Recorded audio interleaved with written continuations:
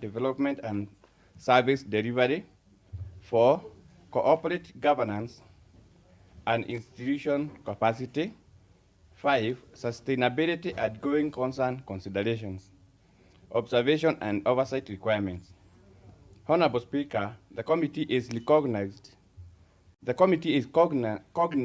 cognizant of the fact that Section 166 of the Public Finance Management Act 2012 requires timely preparation and submission of quarterly reports by all public entities.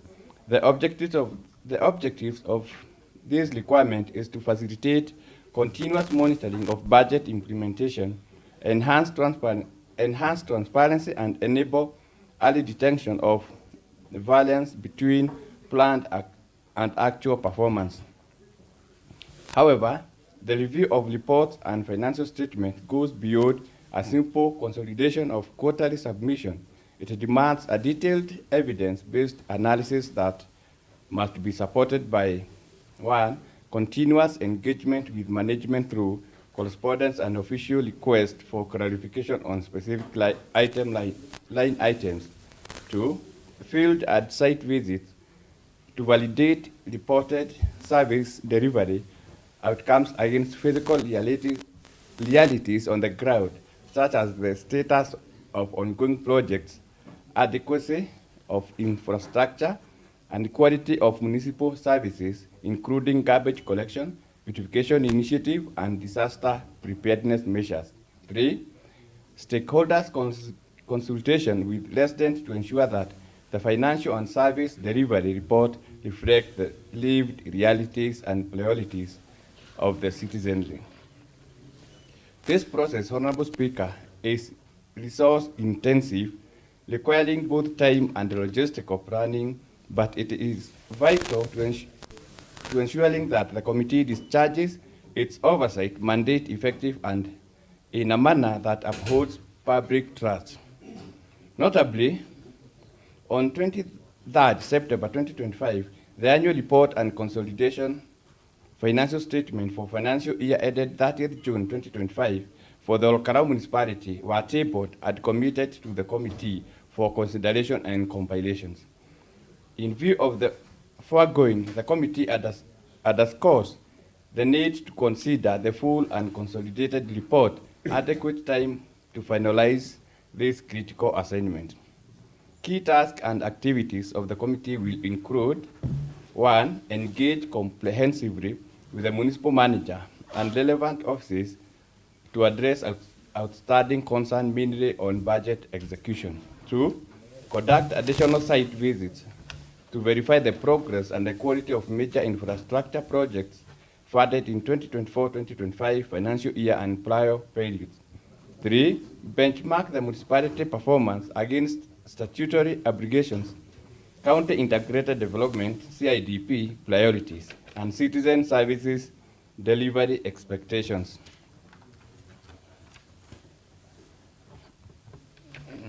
4.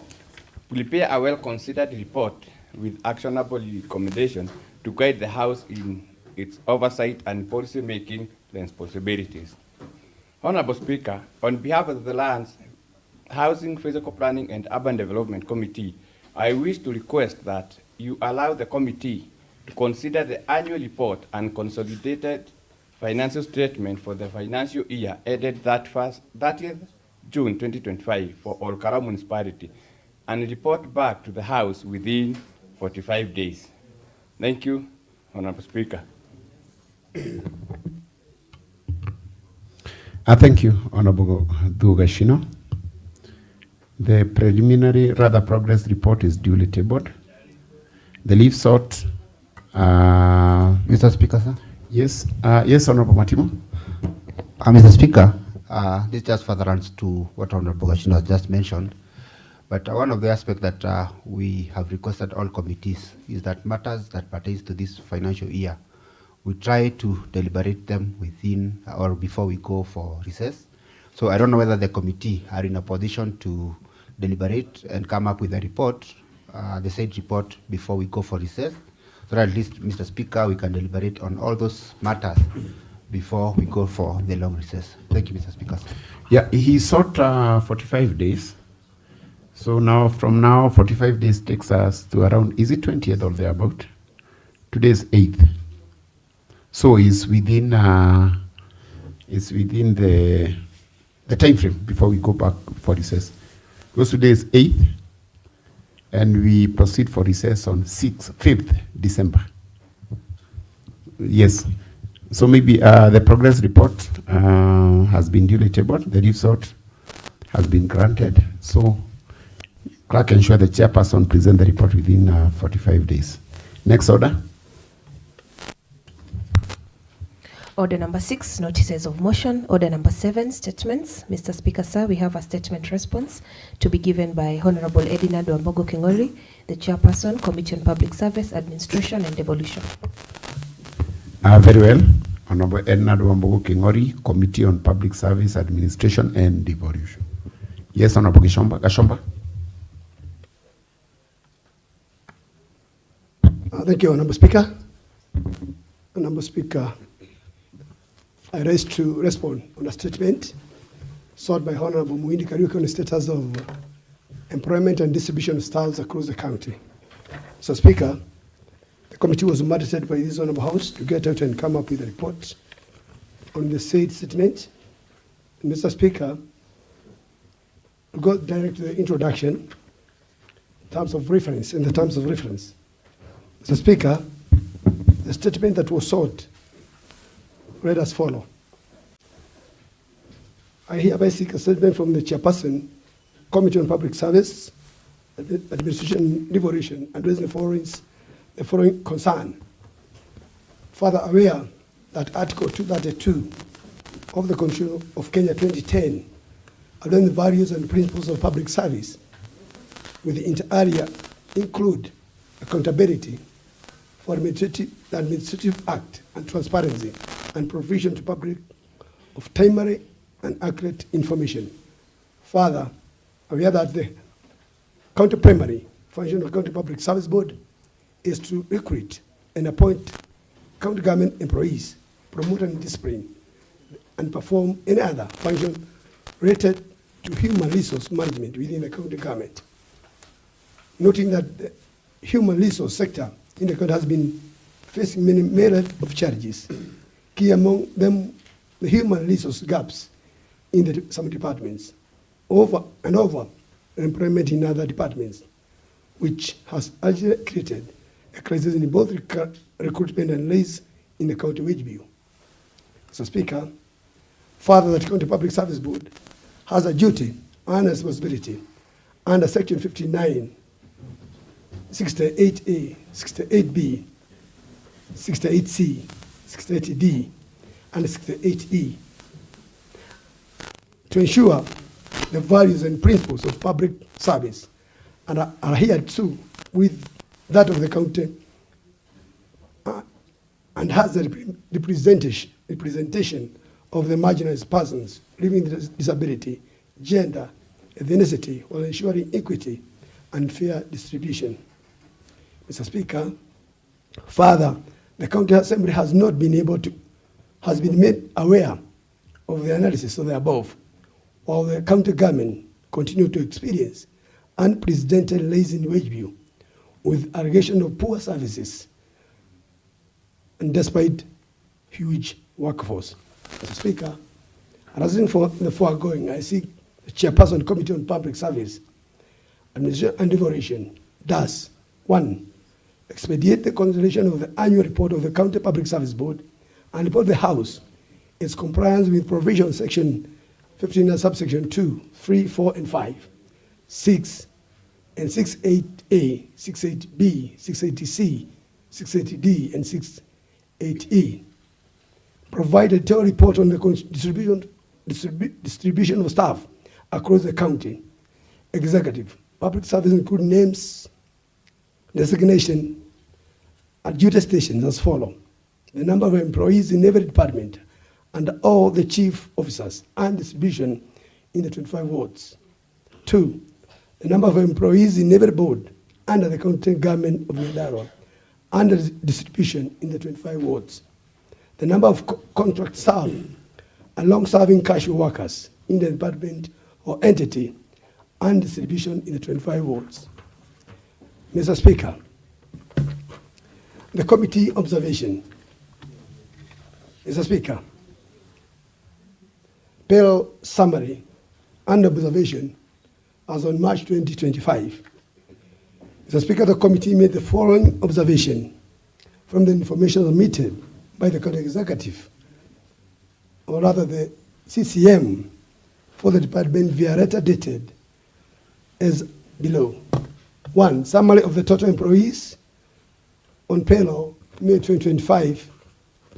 Mr. Speaker, that we have the category in the local contract and permanent. Mr. Speaker, the local we have 680, while permanent is 2,030. Total employees is 2,710. Department breakdown.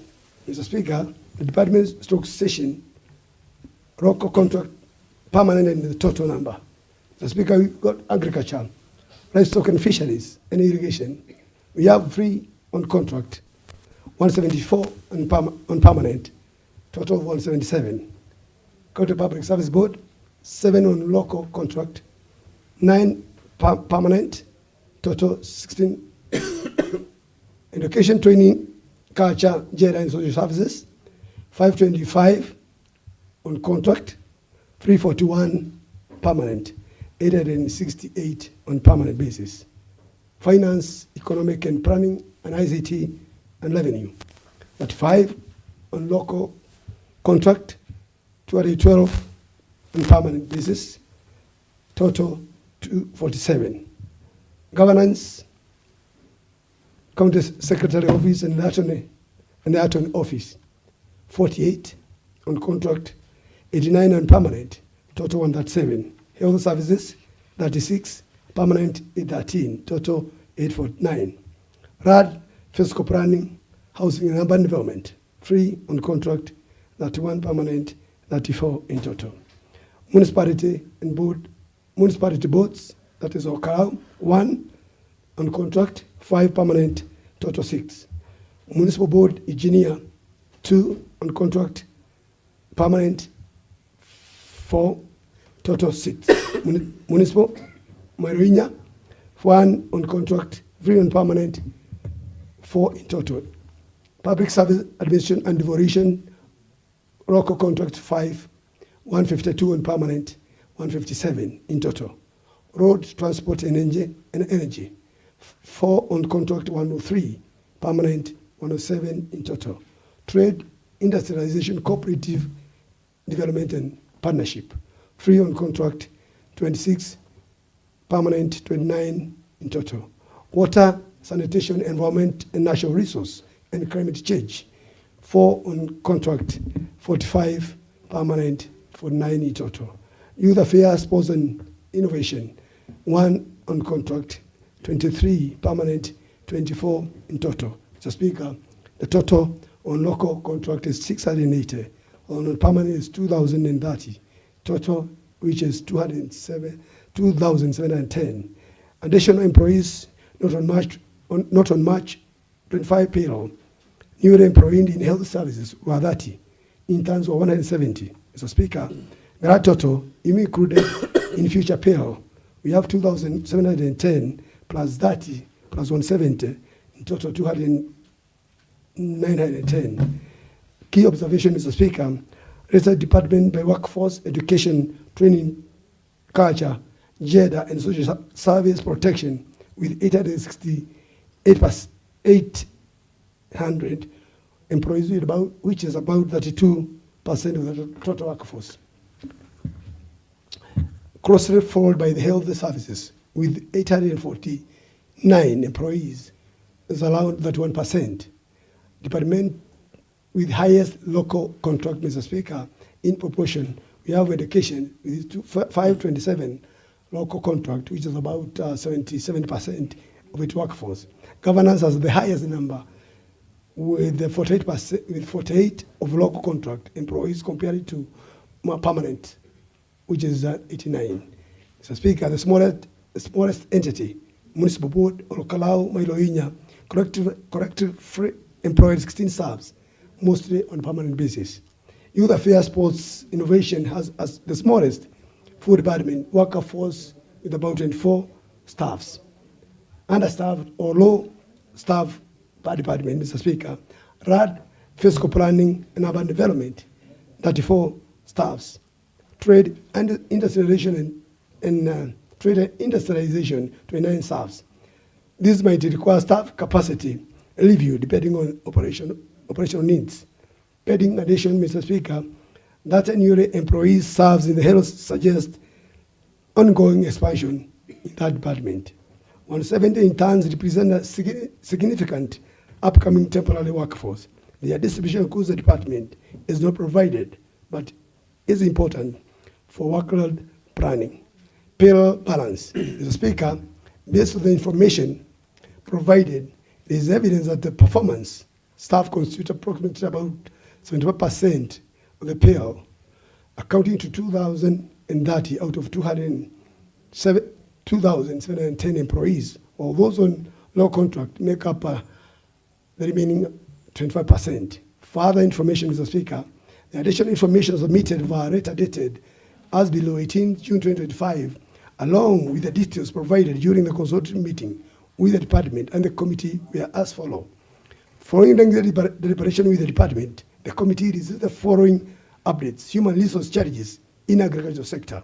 The Department of Agriculture, Livestock, Fisheries and Irrigation is facing severe staffing shortage due to numerous retirement without replacements.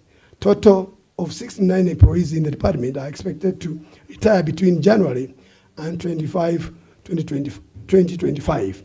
County boards on payroll. Currently, only four board members are on county payroll: Mailoinya or Kalam Municipal Board, Nyandarua County Public Service Board. Other boards include Owasco, Nyawasco, and the County Investment Board are not in the county payroll. Staff establishment and performance management. The department is in the process of a comprehensive staff establishment plan. Mr. Speaker, a new Directorate of Performance Management has been established, currently served by only 2 staffs and operating under a limited budget allocation. Staff appraisals are scheduled to begin at the world level.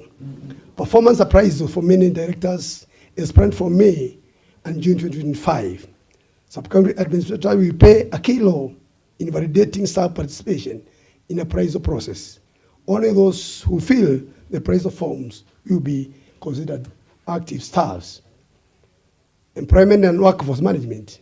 Employment gaps identified by the departments as for the cabinet for approval rather than directed to the County Public Service Board. Each county department has 3 designated champion officers responsible for monitoring work progress. The department reported critical workforce gaps requiring 200 million in funding. However, this proposal was put on hold due to financial constraint by the cabinet. The county current employees stand at 680 contract staff.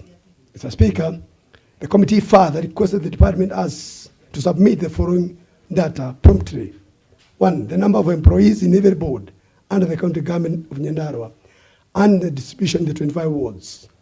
The number of contract staff and long-serving casual workers in each department or entity and distribution in the 25 wards. In response to the question 1, the department informed the committee that all efforts have been made to compile data on the distribution of the staff across the 12 wards. The information currently available is not comprehensive. The department is in the process of conducting a detailed staff distribution and deployment exercise aimed at capturing complete and accurate data across all cadres. Once the exercise is concluded, the department information will be uploaded in the Human Resource Information System and subsequently shared with the committee. Therefore, Mr. Speaker, the department requested the committee to allow time to finalize the ongoing exercise, after which a full comprehensive report will be submitted for the committee consideration. Mr. Speaker, in response to question 1 regarding the number of contract staff and long-serving casual workers in each department or entity, as well as the distribution of 25 wards within the department submitted as listed as detailing as list detailed all cashier workers. The list include individual staff's information, their respective department, word placements, place of refer to the annexure for full detail. Mr. Speaker, in conclusion, after thorough reviewing the submission from the Department of Public Service and Devolution and engaging in extensive consultation, the committee concluded that the County Public Service Board currently comprises 2,710 employees, which is about 75% on permanent basis and 25% on law contract, with a potential increase of 2,910 upon onboarding 30 new health workers and 170 interns. However, a complete and accurate distribution across the 24 wards is still pending. As the department continue a detailed verification on the deployment exercise, the committee notes in the Department of Agriculture due to the upcoming retirement and understaffing in others such as land, trade, and trade, While a list of contract and casual workers was provided, more structured data is needed for informed decision. Only 4 boards are on the county payroll, while others such as Wasco and Nyawasco remain outside this framework. The newly established Director of Performance Management is a step forward for its physical capacity and funding limitation.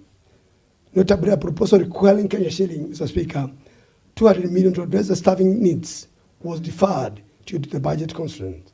The committee urged the department to fast-track the completion of the ongoing HR exercise and submit the outstanding data as will be vital for strategic workforce planning, equitable resource allocation, and improved service delivery to the people of Nyandarua. Thank you, Mr. Speaker, and I beg to leave. Thank you, Mr. Speaker. Thank you, Honorable Gashomba. The Speaker of the statement was Honorable Patrick Muhindi. He seems not to be in the House. The response is duly tabled and read. Yes, Honorable Minority.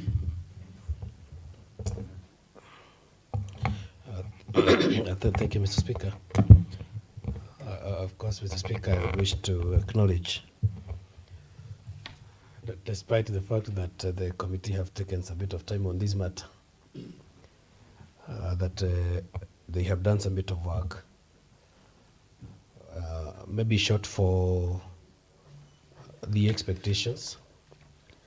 Of course, I wish the chair for budget was here, because essentially, I think the issue about the establishment within this particular county has been elusive for quite a bit of time.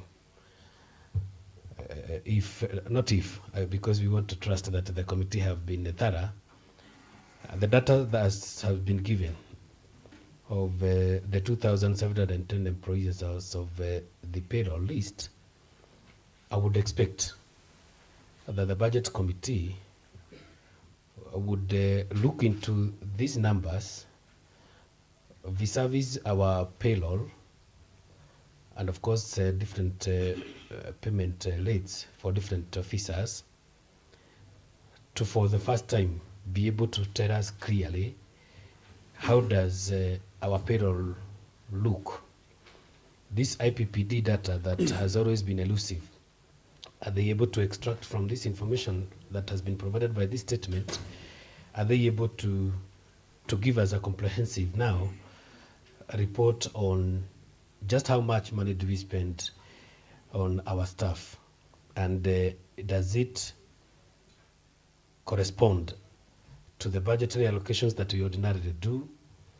I am sure this is data that should help in telling us whether does this 2,710 number people who are appearing on a list, are they existing physically, and are they discharging the very same duties that they are expected to do? I have a special concern on education. The reason why I have some bit of concern is that at education we are saying that we have 868 ECDE teachers, not ECD teachers, the staff. I would want to think that the bulk of this is because of the ECDE teachers that we have. But what worries me, Mr. Speaker, is that just the other day we are struggling to say how many teachers we have when this data appears so easy to be presented by a committee.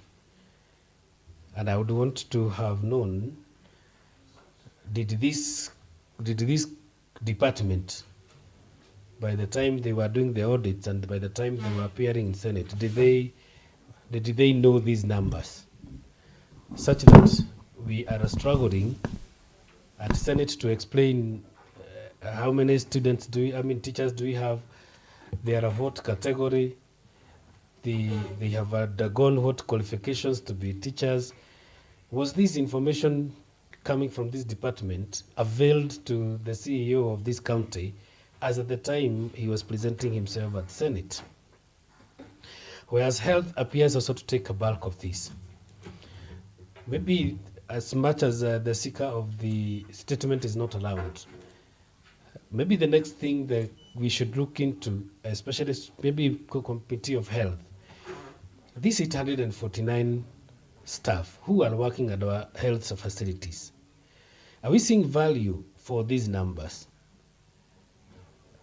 These numbers, maybe the statement and the committee, because I have seen there is some pending works in terms of telling us the distribution in terms of words, maybe they should interrogate and tell us, of these 849 staff who are under health department, are they falling under the critical staff?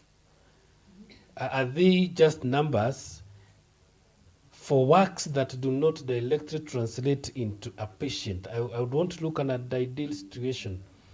When a patient goes to a hospital and he expects service, these 849 staff that we are saying we have, because it's such a huge number, does it relate directly to that process of a patient getting a person who is going to offer this service quickly and efficiently?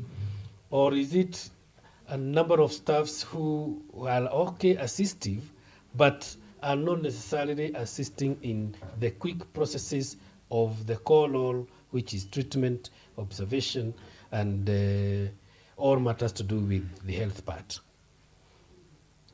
The other part, I think the committee ought to, although it was not within the question of the statement, because now they have had a chance to talk with the departments, I should think that they would have gone deeper into looking at the gaps. So if you're saying, say, for example, health has 849, are they enough? If they're not enough, how many are needed? In which particular sectors? So that now, when we are looking at the IPPD data and even looking at how the staff are being distributed, we are able to tell clearly that this is where we are falling short of the areas of concern. And Mr. Speaker, the person I'm supposed to address is engaged by the member for, so I am sure he may not even take what I'm taking. And the appraisal, Mr. Speaker. Appraisal has been used severally to reward specific people while you leave others. I am happy with the way they are saying that they want to do the appraisals backward from the ward level moving up. But it is known that we have had staff who have not been properly appraised, whereas the question of do you know somebody sometimes comes in, such that you are able to find certain people have an upward movement, while others have stagnated in certain areas without movement at all. And that this appraisal, because we have a human resource manual that explains how an appraisal should be done, can again, as the committee finalizes on these numbers, maybe take like an example of the last 3 years and ask, which appraisals have been done, who have been the beneficiaries of these appraisals, what processes were used to do those appraisals, because I also know that there is a significant quiet in terms of the way in which appraisals are done in these departments. And then lastly, the question of the distribution on the wards. I would expect that as you are looking into the distribution into the wards, we also look at the critical question that was raised at Senate, the legal requirement that in every county, at least 30% of the employee must come from the other ethnic groupings and not the majority of that particular ethnic grouping. So how many people do we have in this county that does not necessarily, into quotes, speak Kikuyu? Considering that there is that requirement that 30% of the total establishment of any institution must not come from within that particular majority ethnic group. And I would want that to be also enlisted so that it can inform on the other employments that are forthcoming. Thank you, Mr. Speaker.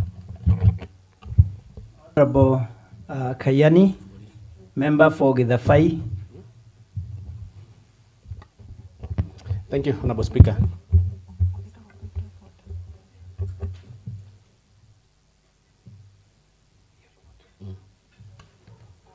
Thank you, Honorable Speaker. Honorable Speaker, I want to commend this work done by this committee as moved by the Honorable James Keiro Kashomba. But I just want to ride a bit on what Honorable Mwangi Gishoke has said. What is it, Honorable Carol? I've noted there is a certain member who have just come in. Unfortunately, she has just left. She came in with a jeans trouser, and this is an office, and she should be smartly dressed. But unfortunately, she has just stepped out. Observation noted, and the member should withdraw from the house as possibly she has done, and dress accordingly. Thank you. Proceed, Honorable Kayani. Thank you. Thank you, Honorable Speaker. Honorable Speaker, you know how Honorable Caro has a hawk eye. To be able to see somebody's pair of pants in jeans, you must be a very keen observer. And for that reason, I commend her. I hope you're not saying that I'm in a pant. Would you want to see what I mean? Thank you. Honorable Speaker, I was going to say, I was going to ride on the submission by Honorable Mwangi Gishoke. I'm aware, and I've seen Honorable Muhindi is not in. He was very passionate, just like I was, together with Honorable Matimo, on this matter on staff establishment. Because many things have been said about what staffs we have. And you know, that has also been public domain, some of it in grapevine, information regarding our staff establishment per se, as to who we are, what we are, and who is constitute the workforce of the county. It is imperative, Honorable Speaker, to be as clear and clean as the sister's wife on dealing with this matter. Honorable Speaker, I know, and I don't want to preempt this because I'm private to some information, that the board did sit last week. Some of the honorable members were invited to that meeting to really thrash out this issue of staff establishment, to be able to know who we are, where we work, and who we work with, including dealing with that issue that appeared in the Senate the other week when His Excellency and his team went to the Senate, and some clerical officers were purported to be teaching our ECD kids, which was quite a bit embarrassing.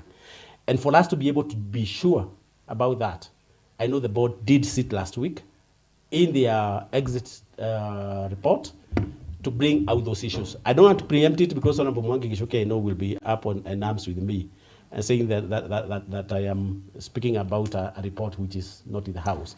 I'm saying I'm private for that reason, so that I'm protected from Mwangi Gishoke's insurgencies. Yeah, sometimes very lethal. But I want to admit that indeed this committee did some good work. For the first time in many times. And especially having been moved by Honorable Kedo. And you know, myself and Honorable Kedo are eyeing the Member of Parliament seat. And I can confirm to this House that one of us will be a Member of Parliament in the next assembly. It's one of us. It's either Kayani or Honorable Kedo. Anybody else who's thinking that he can come on board. Too late, 2032 is beckoning. You can prepare for 2032. 2027 is taken.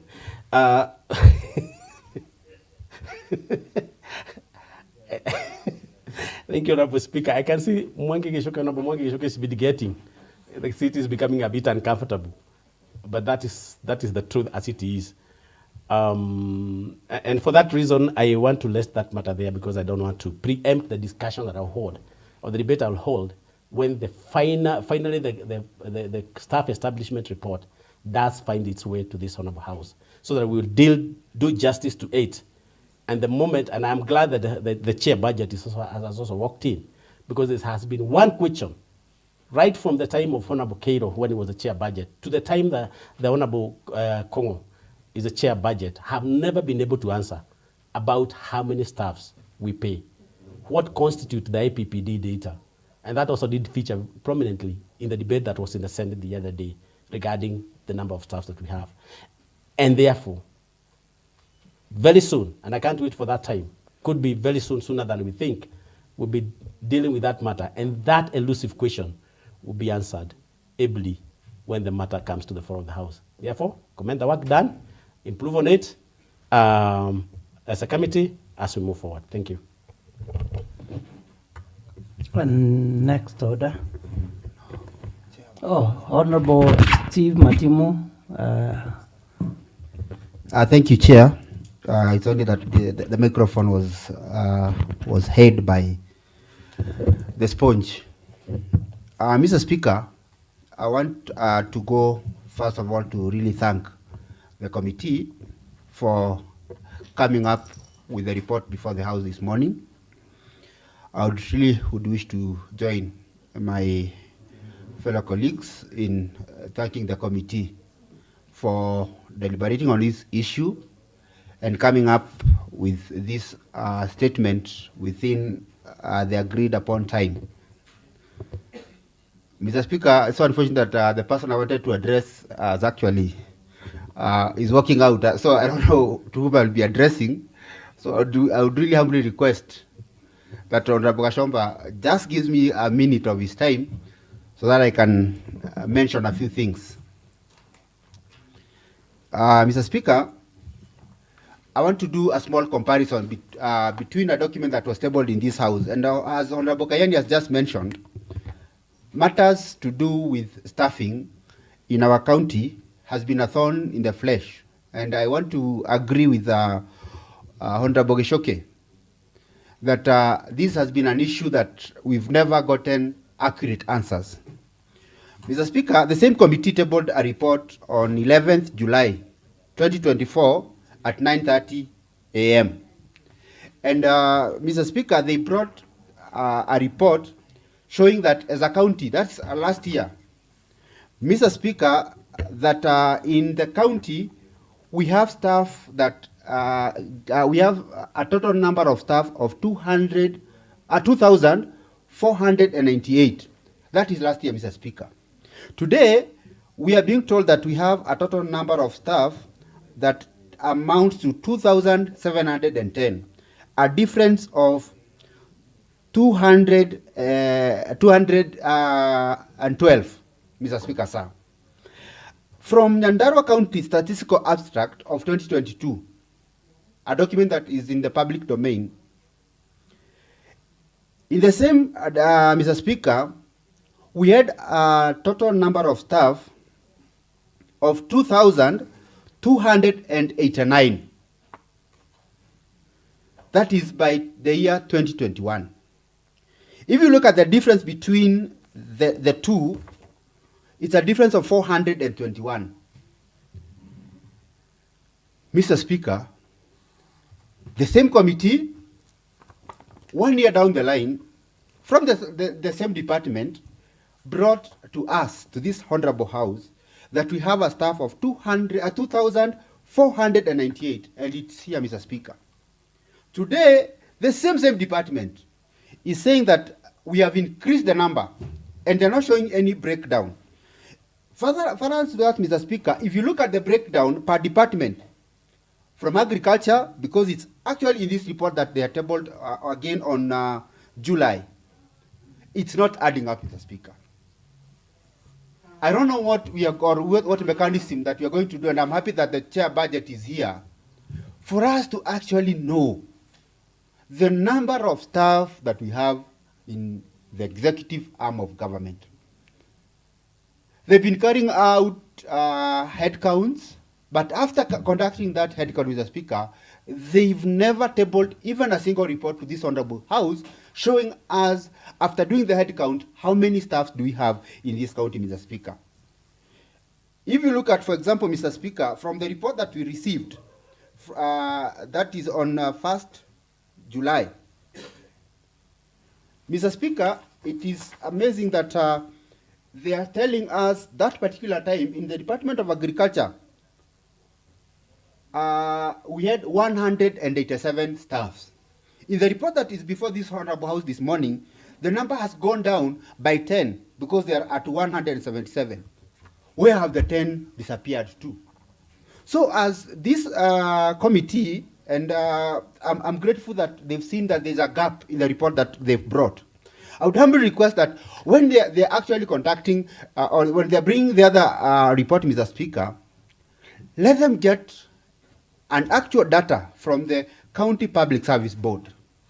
Number two, Mr. Speaker, let them get an actual report of the headcount that's going to be conducted by the executive, because that's something that they are doing currently, Mr. Speaker. Because you cannot be having this data today, tomorrow another data, the day after another data. These are reports that are before this Honorable House, but they are not adding up, Mr. Speaker. I think even the Auditor General had an issue with our with the number of staffs that we have in our county. In fact, they went ahead. Even the other day that the executive were being roasted in Senate, they were talking of ghost workers in Nyandarua, Mr. Speaker.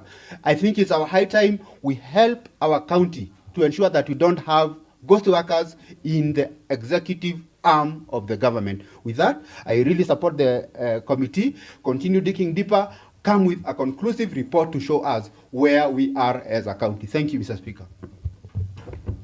Honorable Isaac Kongo Wajiro, member for Wajohi, and chairperson for budgets. Proceed. Thank you, Honorable Speaker. I want to give my submission now that I've been mentioned twice on this matter of public service. And Honorable Speaker, first of all, I want to thank the committee for at least coming with a document, because I want to say it is at least a document, just indicating some figures, some numbers. And I behold that this was an opportunity for us, and I believe it is still there, as an assembly, to take this matter to the door of the executive. As Honorable Engineer Kayani has indicated here, I've been here for the last 8 years. We were in the Honorable Gashomba, and whenever we were budgeting, I want to tell this House that the budget for the public service, as for our employees in this county, is around 2.7 billion. That is around 80% of our total budget. Meaning that it is the only single item, budgetary item, that takes the most of our budget. And this is a matter as an assembly, because we have a lot of oversight, that we need to take it very seriously, to know who are these workers in Nyandarua County, where they work, where is their workstation. Honorable Speaker, and I think if it requires this assembly to provide resources to this committee, to go to the actual workplaces where these employees are. Honorable Speaker, we cannot delay for another whole year or another 2 years, and we have been saying this for the last 8 years. Why am I saying this, Honorable Speaker? When you indicate here and you bring a figure, for example, you come and tell us the number of employees in agriculture, 177. Where are they? Where is this 177? Because I want to know, in the Department of Livestock, how many are they and where are they? Where is their workstation? When we talk about staff establishment, we want to know per directorate This is the director. These are the number of employees under that director. And where is their workstation? Honorable Speaker, I have always said in this county, we may not have ghost workers, but we have workers who don't report to work. And they get paid. Today, if I ask an MCA here, a member of county assembly, where is your agriculture officer, extension officer? They will not tell you where they are. Nobody knows whether they reported to work today or they will report on Friday. Where are they? Because public service is the engine of county government. Today, if I ask Honorable Kamwana, where is your health officer? He will not tell me where he is. Where is the meat inspector? Honorable Speaker, I think we need to go beyond this. And if it requires resources to be provided to this committee, to go per sub-county, go to Mehanati, can you know how many staffs are there? Who do they report to? Because they must be answerable to somebody. Otherwise, out of these 2,700 we are talking here, if there are people who are working, maybe it is about 400. Because the services would be seen throughout the county. Honorable Speaker, I think, I don't know, and I was not there when Honorable Kashopa was standing in for the chairman, or whether they have requested for more time. We will continue budgeting. I also want to see what happens when somebody retires. Right now, they are saying in this report, they require 200 million extra because there is understaffing. So, every year, there are members of the staff who are exiting. What happens? Do we have a replacing policy? How comes that the people has been leaving service in the Department of Agriculture and we have not been replacing? What happens to that money we provide because the money is already there? It has been budgeted for. What happens? For example, around March, June, and September, there are so many people who leave. Those who left this September, what happens to their salaries? Because it was provided for October. Why didn't we replace? Because 3 months before they leave, they go for terminal leave. We are supposed to advertise and replace. What happens to those kind of budgets? And let me tell you, the reason why we are never provided with information is so that we cannot be able to budget. Currently, Honorable Speaker, and I want to tell you this, and I'm very frustrated. I have been informed, and I saw a report from the Controller of Budget, that our members of staff were not paid in the month of June, the last financial year. So even as we are coming to this financial year, we have an arrear. What happened to the money we provided? There is a lot of stories when it comes to the staff establishment, and I think, and I had indicated in the past, this house should take a step and say, we are not going to provide money for employees unless we have staff establishment authenticated. When Honorable Kimemia, the second governor of this county, was elected to his county, he did a biometric clarification. We never got a report as an assembly. He came here, he said they are ghost workers, they did a biometric count down, nothing came. When the third governor of this county came in, Honorable Kiarie Badilisha, there was another committee that was formed to do. We have never received a report. Why is this report being hidden? Why are these reports being hidden? Why? Honorable Speaker, I don't know, and I believe that the chairman will get these proceedings. Let's give extra time to the committee. Let's take this matter to the executive. I believe, and I totally believe, and I have conviction, there is a lot of grey issues when it comes to the staff establishment. Let's see the competences of our people. Where we need to redeploy, let us redeploy. Let us get value for money. Let the Nyandarua people get value for money for what they pay their staff. Thank you, Honorable Speaker. Honorable Mungi you had had your good time. What is it? Just a key observation, Mr. Speaker. Just a key observation, and I would just want to satisfy myself with the committee, because I've looked at the annexes. The annexes are detailing the names of officers, their ID number, and the duties and the stations. I am a little disturbed by the General Data Protection Regulations.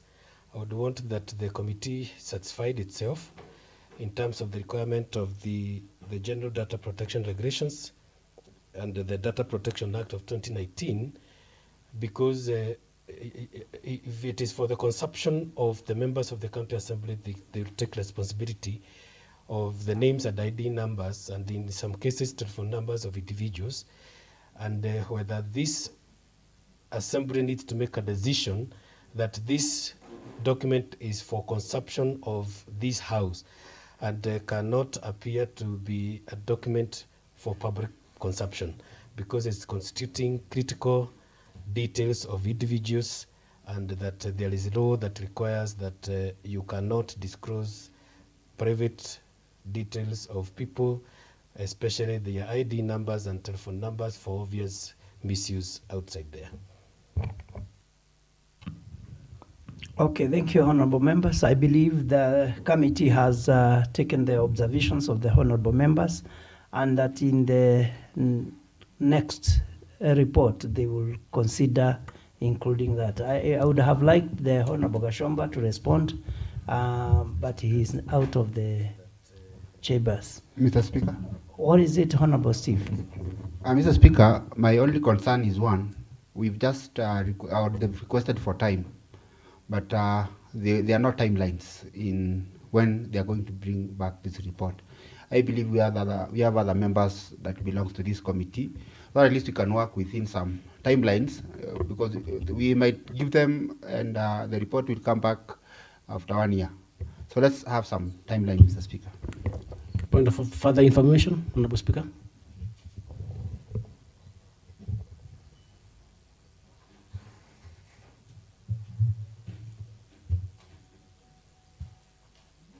What is it, Honorable Kayani? Thank you, Honorable Speaker. Honorable Speaker, in furtherance to what Honorable Matimu has said, and together with the Honorable Chair Budget and Honorable Gishoki regarding data protection and the need for further detailed information, I would make a proposal in furtherance to Honorable Congo that as the committee brings this report here, I think I agree to a large extent with what Honorable Gishoki says, that we need to be very careful on certain information regarding staff because of the data protection law. However, just like Honorable Congo said, each of these staff works under a directorate. Each of these staff works under a chief officer. My request would be, as the committee sits down to look into this report, they'll be able to put all the staff working under a chief officer. Even the director works under chief officer. So that the chief officer, who is responsible of the staff in that department, will be able to say, these are the staff who are working under me. And in furtherance to that, go to further detail and say, this particular staff duty location is this particular place. So that the chief officer will not purport to say, in Githafai ward where I come from, there is an extension officer who works there. Let us get to know, so that when I sit back to look at the staff distribution, I'll also be satisfied as a representative of Githafai that Githafai is well covered. And so that, there will be no opportunity for sneaking in people who are not attached to any directorate or any department for that matter. So for the purpose of this discussion, I think we already have the information Mwangi Gishoki is talking about, and I agree with him, that should be protected, kept safely, because of the details therein. However, to say that Honorable Rimui Kayani works in the County Assembly of Nyandarua and he represents Githafai is enough information. Thank you, Honorable Member. You had made your contribution, and I think the matter has been captured adequately. With those observations, the committee is Mr. Speaker, abreast of the information. Speaker, what is it among Gishuke? It's just that you need to pronounce yourself, because the Hansards and the Department of ICT ordinarily puts our businesses. It is proper for you to pronounce yourself that the details here and the annexes should not be put in the portal that allows public domain. It needs to come from you, Mr. Speaker, so that they treat this document special than they normally maybe treat our documents. After deliberations here, all the other documents become public. It is proper for you to pronounce yourself so that the ICT people can take as an instruction. Come again, Honorable Gishuke. I'm saying, Mr. Speaker, ordinarily when we table documents, when we transact business, it is automatic that it goes to the public domain through our ICT department. It is therefore proper for you to pronounce yourself. It is therefore proper for you to pronounce yourself that you have directed ICT not to release the annexes which has private data for employees of Nyandarua County in the public portal of this county assembly. Very important information from Honorable Gishuke. However, I believe in these departments there are legal officers who are supposed to advise them properly. As far as what you say, data protection is concerned, what is it, Honorable Kungu? I think point of information. I think Honorable Agishoke is delivering the point. We all understand we are under that rule, that is data protection, and they know, the staff knows. So they will act accordingly, even with or without your instruction, because it's a rule, and they're obliged to obey. I'm sure when they are preparing, that's very important. I'm sure that when they are preparing the report, they are aware of those, the data protection laws. And therefore, they should they should do as provided in the law. The committee never indicated the time. They requested the committee. The department requested the committee to allow it time to finalize the ongoing exercise, after which a full comprehensive report will be submitted for the committee's consideration. This is to the Committee on Public Service. How much time did you allow the department? Anybody in the Public Service Committee? Yes, Honorable Whip, Majority Whip Mary Kabiro. Mr. Speaker, we are not able to give it a timeline because they have requested that we give them more time to collect the data.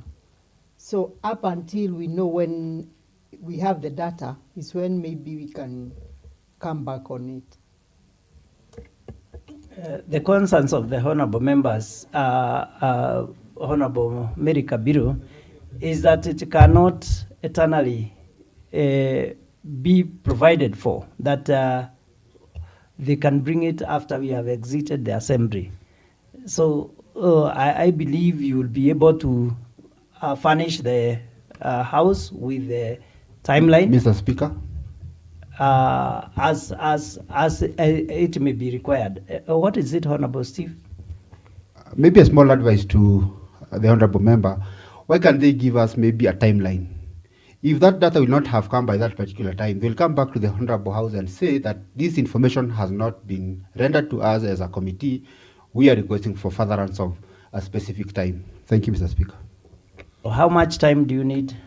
On that regard, I was only afraid because I have heard in this House that we should do everything before the recess. On that regard, I plead that we get 90 days, Mr. Speaker. 90 days. Let that be recorded in the business tracker, and then we'll get the report as required. Next order. Order number 8, motions and bills. Mr. Speaker, sir, we have a motion to be moved by Honorable Hussein Dongo Kasana, the Chairperson, Committee on Legal Affairs, Labour, Intergovernmental Relation and Coordination Committee. Honorable Hussein Dongo Kasana, Chairperson, Legal Affairs, Labour and Intergovernmental Relations and Coordination Committee, and member for Honorable Naomi Gatia, specially elected and vice chair, or a member of the committee. Proceed.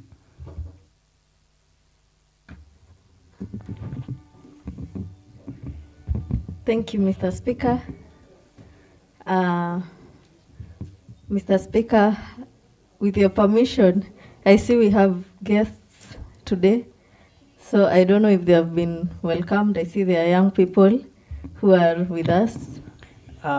Thank you for the observation, Honorable Naomi. It has been noted. They had not arrived by the time communication was done, so it will be done after.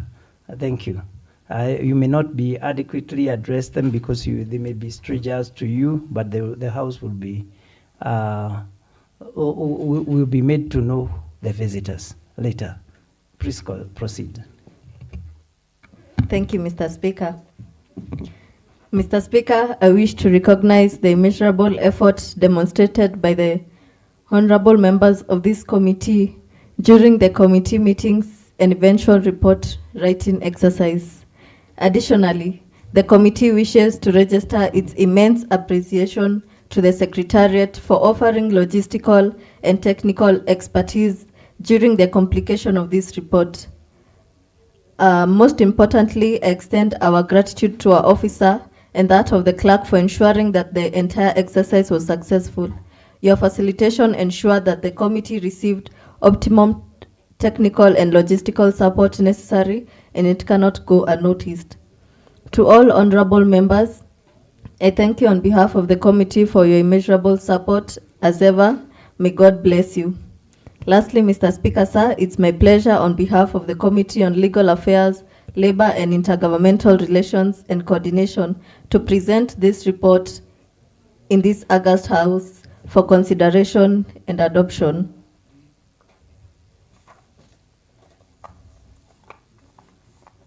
Mr. Speaker, the Committee on Legal Affairs, Labor and Intergovernmental Relations and Coordination in a sectorial committee established under the Standing Order 200, whose chief role is to oversight the county executive arm of the government in matters related to legal affairs, labor and intergovernmental relations and coordination.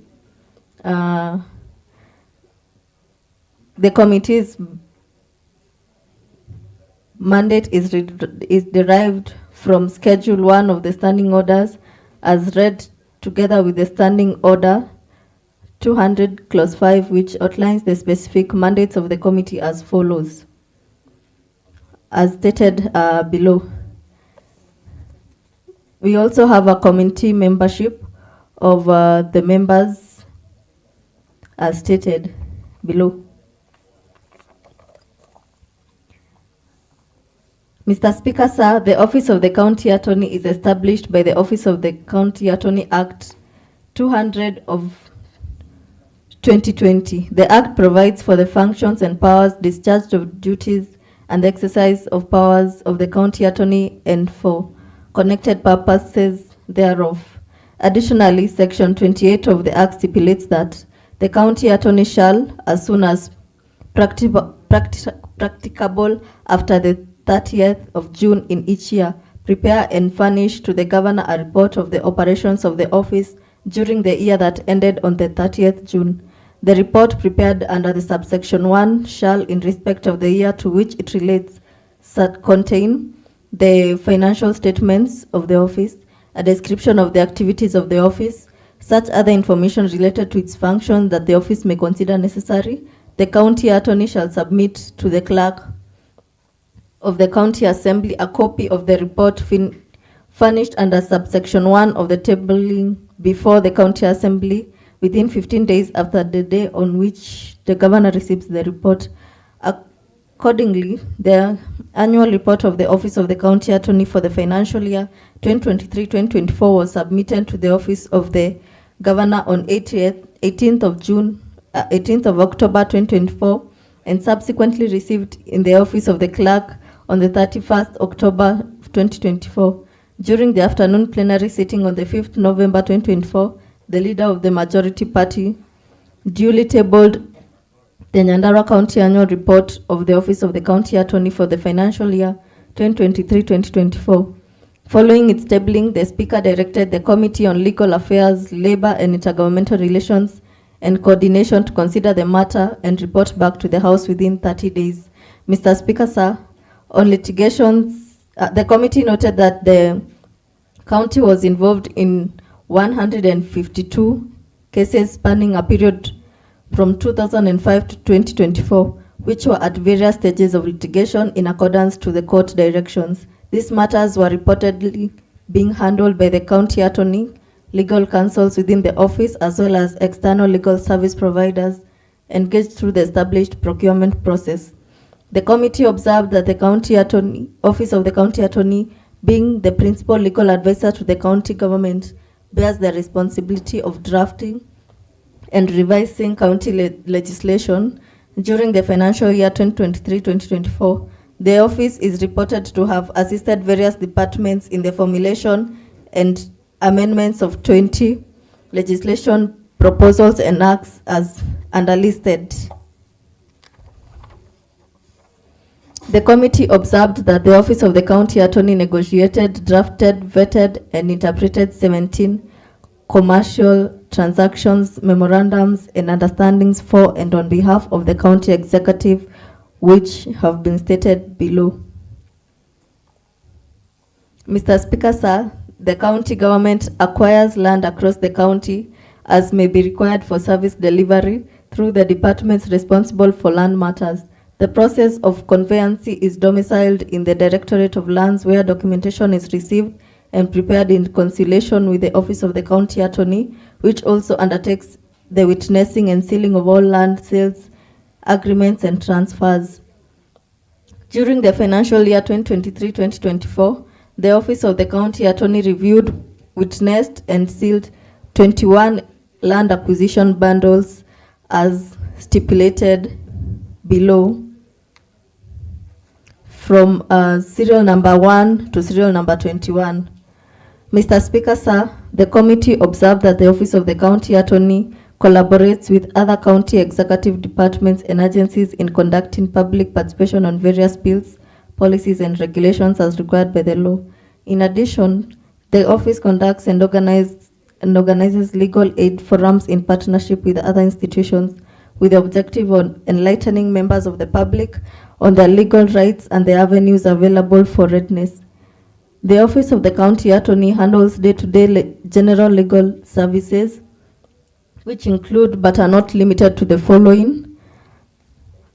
The County Attorney attends meetings of the County Executive Committee and provides legal services as necessary on matters touching on the Office of the County Attorney, offering legal advice and opinions on the county departments and agencies as need arises, providing legal assistance to members of the public who seek guidance at the public office, including pro bono services in matters of public interest, conducting court file pursuits, service of documents, collection of witness statements, and witness briefings. The office also engages departments for the provision of information and supporting documents and evidence in various court matters, preparing swearing-in documents and overseeing the swearing-in of municipal board members and members of the Nyandarua County Trade Development and Investment Authority Board, engage in liaisons, consultations, and responses in the Nyandarua County Assembly with regards to any information requested, liaising and consulting with various national government institutions, including the Office of the County, including the Office of the Attorney General, National Land Commission, Kenya Law, Judiciary, Commission on Administrative Justice, and the Ethics and Anti-Corruption Commission to enhance service provision within the county, servicing as members of the various committees and task force where the input or legal guidance of legal counsels is required, generating weekly reports on the office's activities and work plans, including implementation of budgets and process updates and status reports, maintaining a legal registry and library where all courts and office files, diaries, filed movements, registers, legislations, and general office supplies are securely kept, managed, and monitored. During the financial year 2023-2024, the Legal Counsel attended various continuing professional development trainings and according accordingly renewed their practicing certificates for the year. In addition, one member of the staff from the Office of the County Attorney successfully undertook a senior management course at the Kenya School of Government, while 4 officers attending a certified mediation training at the Nairobi Center for International Arbitration. Among the functions of the Office of the County Attorney is reporting accident claims to the relevant insurance brokers and ensuring that the third-party claim are settled by the relevant insurance companies or underwriters. The Directorate of Supply Chain Management through the procurement process awards an insurance broker every financial year to provide the county government with general insurance cover. The following are insurance companies with pending claims and court matters. Disney Insurance Brokers with Monarch Insurance Limited as the underwriter for the financial year 2018-2019. Pelican Insurance Brokers Limited with the Intra-Africa Insurance Company Limited as the underwriter for the financial year 2019-2020. Disney Insurance Brokers Limited with the Corporate Insurance Company Limited as the underwriter for the financial year 2020-2021. Disney Insurance Brokers Limited with the Occidental Insurance Company Limited as the underwriter for the financial year 2022-2023 to 31st January 2024. Sanlam General Insurance Limited from the 1st of February 2024 to date. The following are the claims under the Sanlam General Insurance from February 2024 and their statuses. The vehicle registration numbers from serial number 1 to serial number 9 to serial number 11,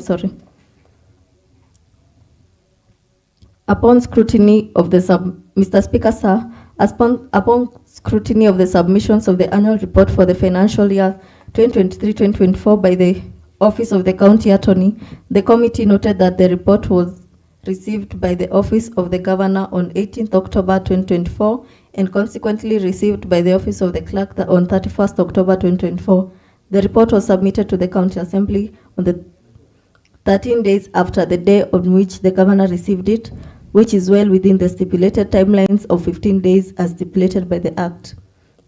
Mr. Speaker, sir, the Office of the County Attorney had approved budgetary allocation of 34 million Kenya shillings at the beginning of the financial year 2023-2024.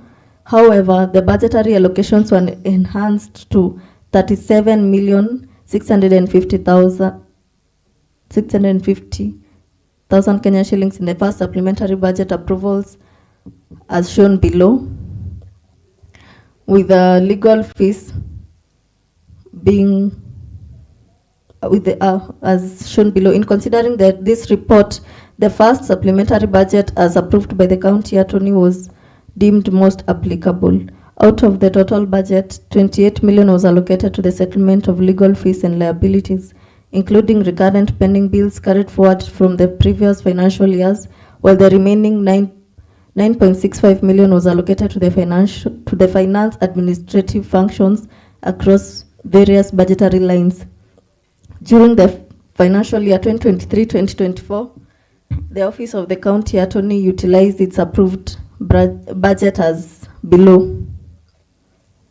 Mr. Speaker, sir, the committee perused the report of the County Attorney, which stated that the Office of the County Attorney had a total expenditure of 25,591,189 Kenya shillings, being the absorption rate of 67.94% by the 30th June 2024.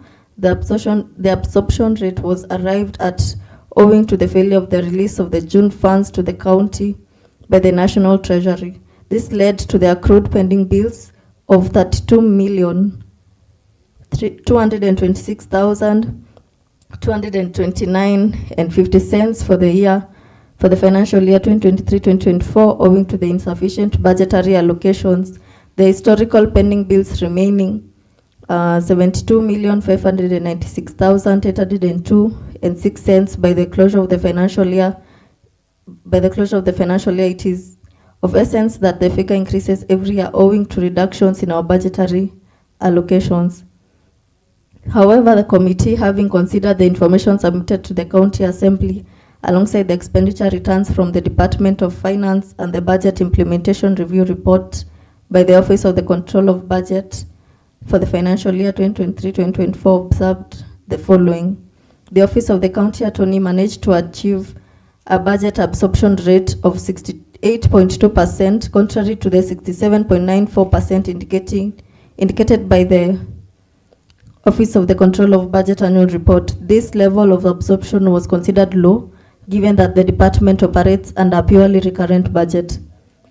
The department had an allocation of 28 million Kenya shillings earmarked from the settlement of legal fees and liabilities. Out of this, 9.65 million was utilized to run administrative functions.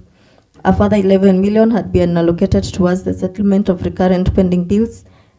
Regrettably, only 2 million had been utilized as of 30th June 2024, where the balance of 9 million Kenya shillings had been specifically allocated towards decretal sums to the litigation involving the county government of Nyandarua and 4 individuals, namely Muthoni Wamoya, VM Bataru, Simon Nganga, and Faith Mbogwa remained unutilized. Below is the summary of legal fees that were reported for the financial year 2023-2024, serial number 1 to 14. Mr. Speaker, sir, during its scrutiny of the annual report of the Office of the County Attorney of the financial year ended 30th June 2024, the committee noted a variance between the legal fees reported as paid by the department and those reflected in the records of the Department of Finance.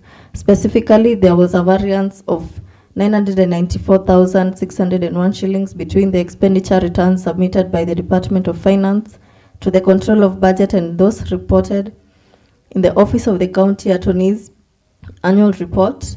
The Department of Finance indicated a total expenditure of 16,926,790 Kenya shillings under the legal fees budget line for the financial year 2023-2024, whereas the Office of the County Attorney reported an expenditure of 15,931 Kenya shillings, 931,189 Kenya shillings under the same vote. Consequently, the committee sought clarification of the variance and requested a reconciliation of the figures from the County Office of the County Attorney through a letter dated 11th June 2025. In response, via letter dated 16th June 2025, the County Attorney stated as follows: "We have taken time," and I quote, "we have taken time to review our financial records and reports with an aim of uncovering the cause for the variance as presented by the expenditure returns from the Department of Finance as submitted to the Control of Budget and as contained in our annual report as submitted to the County Assembly. Guided by our records, we wish to confirm the figures as earlier submitted on the legal fees budget line. Kindly note that we have liaised with the Department of Finance on the same and are waiting for a response which we hope will shed light as to the variance and put the matter to rest. We implore the committee to allow the department some more time as we await the response from the Department of Finance." End of quote. Mr. Speaker, sir, in accordance of Section 163, Clause 1 of the Public Finance Management Act 2012, I quote, "At the end of each financial year, the county treasury shall, for the county government, consolidate the annual financial statements in respect of all the county government's entities in formats to be prescribed by the Accounting Standards Board and shall include a statement of all money paid into and out of the county exchequer account." End of quote. The committee considered the information provided by the county attorney but found it insufficient. Given the timelines required to finalize its report, the committee resolved to seek a reconciliation of the variance from the County Executive Committee for Finance, Economic Planning, ICT and Revenue via a letter dated 23rd June 2025 as annexed below. In response, the CCM Finance, through a letter dated 4th August 2025, affirmed the expenditure figures as reflected in the Department of Finance returns indicated that a total of 16,925,000 790 Kenya shillings was expected on legal fees during the financial year 2023-2024. To support this position, the CCM Finance attached a detailed breakdown together with subsidiary copies of the relevant payment vouchers as below, serial number 1 to 15. Mr. Speaker, sir, it is evident that the annual report of the Office of the County Attorney for the year ended 30th June 2024 misreported one payment made to Mukaya Omoyo Advocates worth 999,859 Kenya shillings. This payment was authorized on December 11th, 2023 by the accounting officer to the department as observed with the attached payment voucher. Mr. Speaker, sir, the committee appreciates the proposal to promote legal awareness within the county through legal aid clinics within the 5 sub-counties to help resolve 2,226,823,022 shillings and 1 cent, up from 72,596,802 and 6 cents. Thus, delays in settling this legal costs may lead to execution and possible committal to civil jail as a result of non-compliance with court orders, decrees, and judgments. Mr. Speaker, sir, the committee also wishes to express concerns on the misreported figures between the Office of the County Attorney annual report as submitted to the County Assembly and those of the Budget Implementation Review Report as submitted by the Control of Budget for the financial year 2023-2024. The variance as realized by the committee alludes to the lack of collaboration within the departments in the county executive. The committee thus urges the accounting officers to provide accurate information while preparing annual reports in subsequent years. Finally, Mr. Speaker, the committee notes increased and foreseen litigations owing to delays in the failure to implement established laws, delays in payments and service providers, communication breakdowns, and submission of absence thereof of legal advisories issued across departments. It is our appeal that the Office of the County Attorney undertake to formulate and establish relevant county government policies, bills, and subsequent acts that regulate activities across the departments, mitigating increased litigation upon the county government. In view of the aforementioned consideration, the committee recommends that 1. That the CCM Member of Finance, Economic Planning, ICT, and Revenue does establish a pending bill review committee to verify all bills owned by the county government with respect to each department, ascertain their real value, and establish a framework towards management and clearing of the pending bills. 2.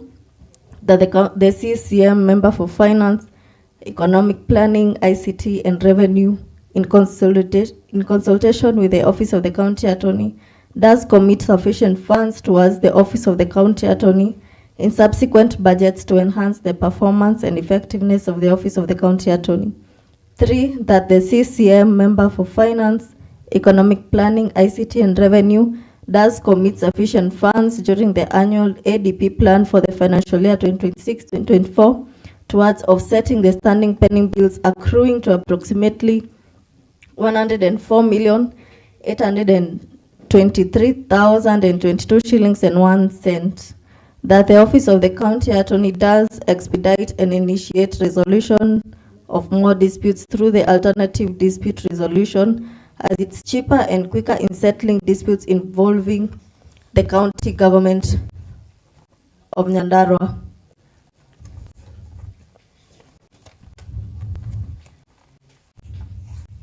Thank you, Mr. Speaker, sir.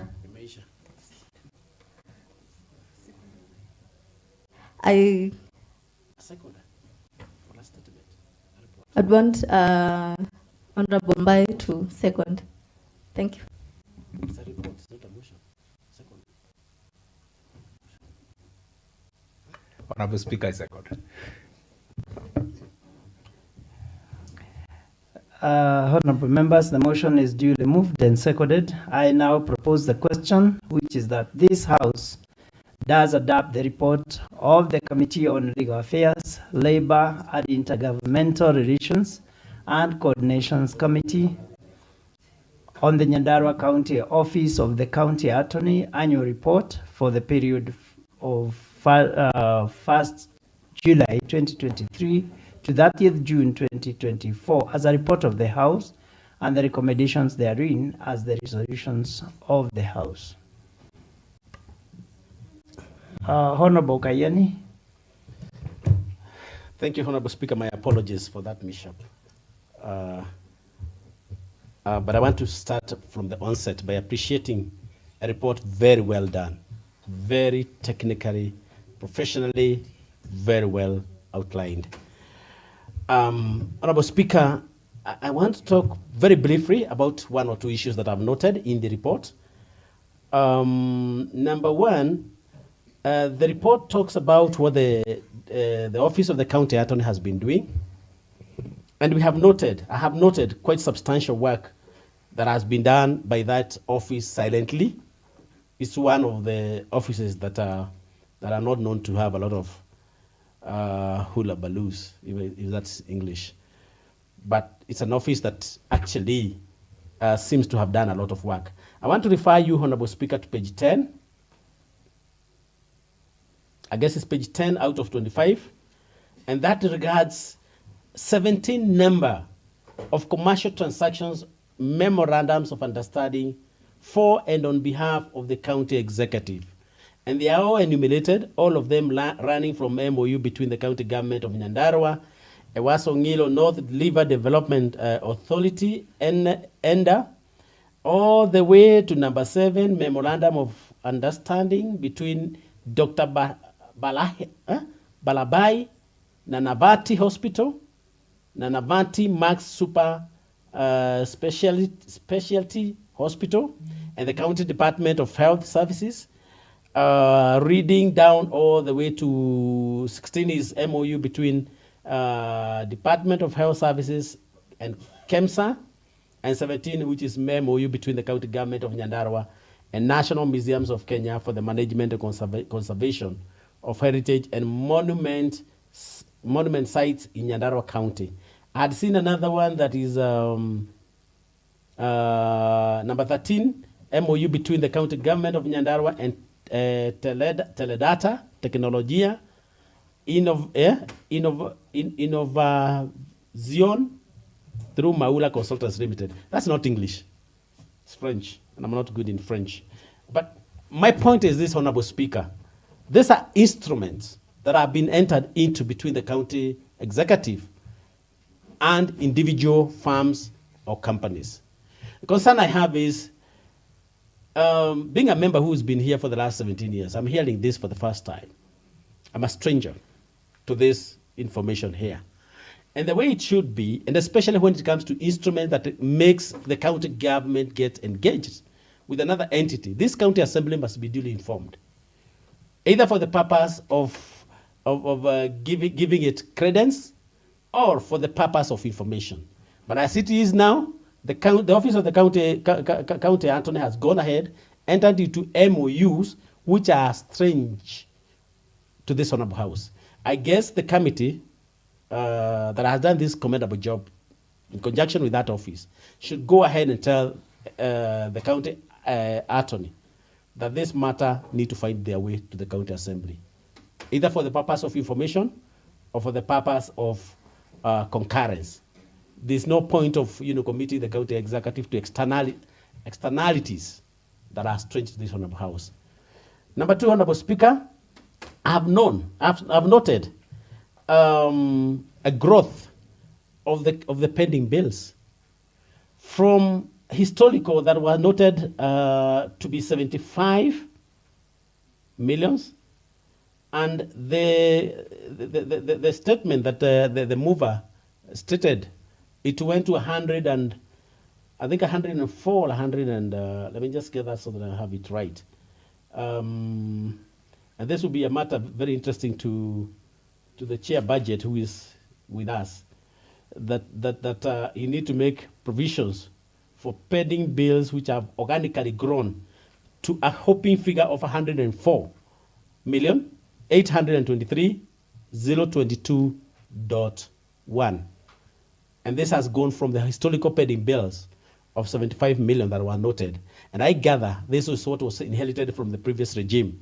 And rather than, the pending bills coming down, they have organically grown. Notwithstanding, there has been provisions for money to pay for legal services. It has also been tabulated in the report.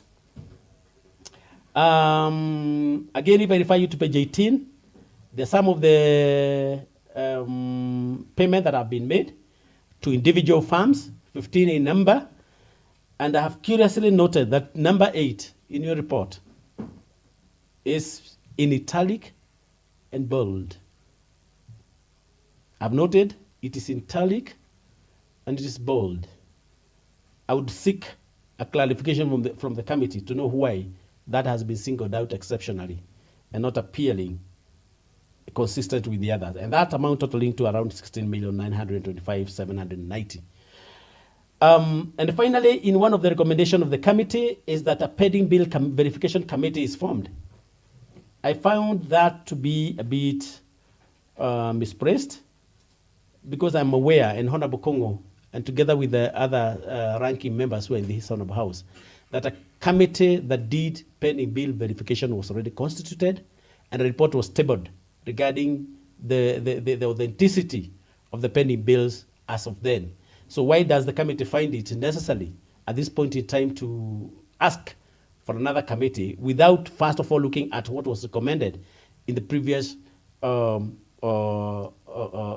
pending committee verification committee as to what were verifiable and payable? And finally, Honorable Speaker, I have also noted, and this matter did come up very strongly within the Senate, that the issue of incurring legal services defeats the very purpose why we have a county attorney, number one, and now a solicitor general in the office.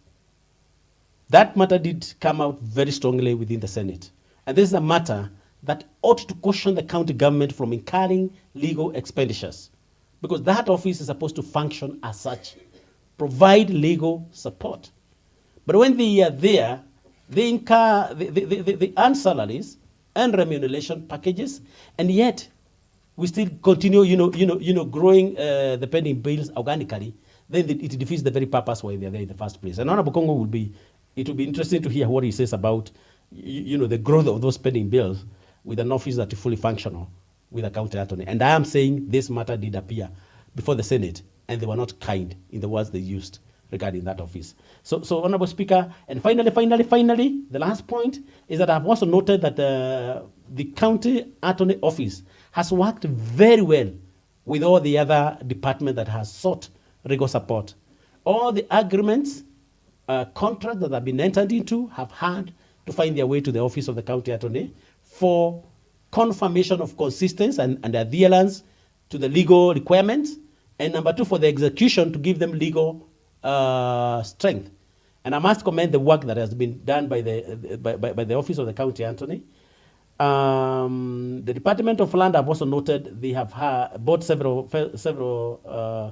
portions of land. What I would have known, although that would also go to the Committee of Land, is for them to go ahead. And what I'm alluding to is contained in page 11 of the report. What I would have wanted to see added in the column, beside the name of the vendor, the size of the plot, of the piece of land, and also the amount that was involved. That would have given that report, that portion of the report, completeness that now is lacking in this report. But I do know that that would also be covered by the Committee of Land. However, since you have found it necessary to continue to include it in your report, you could have made it a bit complete. Did hear the mover also saying that the committee needs more time. I captured that. We'll seek your indulgence, Honorable Speaker, whether this report, however good it is looking, there is still provision for it to improve on it, so that finally it comes in 100%. Now it is 95%. The 5% that is lacking can also be dealt with. Otherwise, I support this report. I commend the good work that is done by the committee. I commend the professionalism in which the report has been done. And I also commend the chair, through the mover of the motion, who has ably articulated the issue, as it were, without stammering, as signifying the strength of the Gen Z that we have in this honorable house. I support. Honorable Steve Matimu. Thank you, Mr. Speaker. First and foremost, I'd wish to really thank the committee for bringing up this report from a department that seemingly was unresponsive to most of the issues that pertains to this assembly. I want to really thank Honorable Naomi and the chair for the report that they've tabled, and I would humbly request that they keep that pace so that at least we can get more information from the office of the county attorney. Mr. Speaker, I've picked a few things that I would wish a response, and I don't know whether the chair is listening or I don't know whether he's picking up these points, because it's some of the things that we wish maybe as a response he brings up these issues. One of the issues that I've picked, Mr. Speaker, is that we know the number of vehicles that have been involved in accidents in our county. And to my surprise that Sanlam, which is the body that is covering our vehicles, they've only managed to do very small works to these vehicles, Mr. Speaker. I didn't see any compensation of everything. I would wish the committee to check in furtherance of that, Mr. Speaker, to see what has actually been done in matters to do with those vehicles that have been involved in accidents and they've been written off. Is there any compensation that has been done? And Mr. Speaker, I don't know whether the chairman and are actually taking up these matters, because I'm actually addressing them, but they are not. Proceed, honorable member. They will respond. Thank you, Mr. Speaker. So I would wish to know whether the vehicles that are on comprehensive insurance and they've been involved in accidents, what are their status? The other issue, Mr. Speaker, that I've picked from the same is, and I think this is a concern that we had as a county, and published legislative proposal and acts. Out of the list that they've given us, I know and I'm very sure that we have several legislative proposals and acts that have not been published, Mr. Speaker. And we know that we are at risk as a county because of unpublished legislative proposals and acts. And one of the main things, Mr. Speaker, is we lack transparency, because the members of the public, they don't know what we passed. They don't have access to these proposals and even acts, Mr. Speaker. The other one, when no one knows about the proposals and acts that we passed as a House, Mr. Speaker, you will find that there's abuse of power, there's abuse of office. One of the things that we've passed as a House is FIF, Mr. Speaker. I've not seen it published, but it's being effected. What is the consequence of that, Mr. Speaker? It will be a document that will be misused by a very small group at the expense of the entire facility, Mr. Speaker. The other one, Mr. Speaker, is we shall be undermining democracy if we don't publish these legislative proposals and the acts. The other one, Mr. Speaker, that I've picked, I've seen so many MOUs, Mr. Speaker. And I believe any time that we have MOUs, there must be an unexpected output out of the MOUs. I don't know whether the committee went further to know these MOUs that we've signed with various, I think there are 23 of them. What was the MOUs all about? What have we benefited from these MOUs as a county? What are some of the things that we as a county, we can say that out of signing the 23 MOUs with different bodies, that we as a county, we've benefited out of this agreement that we've engaged with those 23 bodies, Mr. Speaker? Or is it just a matter of taking photographs, posting them in our Facebook account and saying that we've had an MOU? Is there any output that we can, from the office of the county attorney, you can say that we have actually benefited from the MOUs? Last but not the least, Mr. Speaker, I think one of the main, or some of the cases that I've seen, although I'm not a lawyer, if we could have gone through the last option that the committee has come up with, which is alternative dispute resolution mechanism, we could have been in a position to really ensure that the amount of money that we are using, hiring the lawyers, it could have gone really down. So I wish to really request the county attorney together with his office to ensure that most of the cases that will be coming forward, we seek alternative dispute resolution mechanism, so that, Mr. Speaker, we can minimize on the amount that we are spending on these legal matters. Last, as I sit down, the committee should continue working and ensure that the other part that they've said that they will table, we are really eager to wait for that report. Thank you, Mr. Speaker. Honorable Isaac Kungo Wajiro, member for Wajohi, proceed. Thank you, Honorable Speaker. I want to agree with members and Honorable Kayani and Matimu that this is a good report. And I want the chairman to hear this in the committee. It's a good report. Been able to go through it. But I'm a bit disappointed. That is why we were arguing with him. It has taken a lot of time, and I know the committee is not a very busy committee, because this report was tabled on the 5th of November. So you can see, Honorable Speaker, it has taken some over time. And I was always, the challenge is that, you know, I was looking at the report, we are talking of 2023, 2024. And I am having a lot of challenges because I want to correlate with what is currently happening in the office of the county attorney, because there are issues I wanted to see coming out. But when I looked at the report, I realized that we are talking of 2023, 2024. I thought we are talking of 2024, 2025 report. Honorable Speaker, I want just to raise a few issues. And I want to thank the committee. I've noted with a lot of concern as the budget chairman, where there are some misinformation when it comes to reporting on financial reports.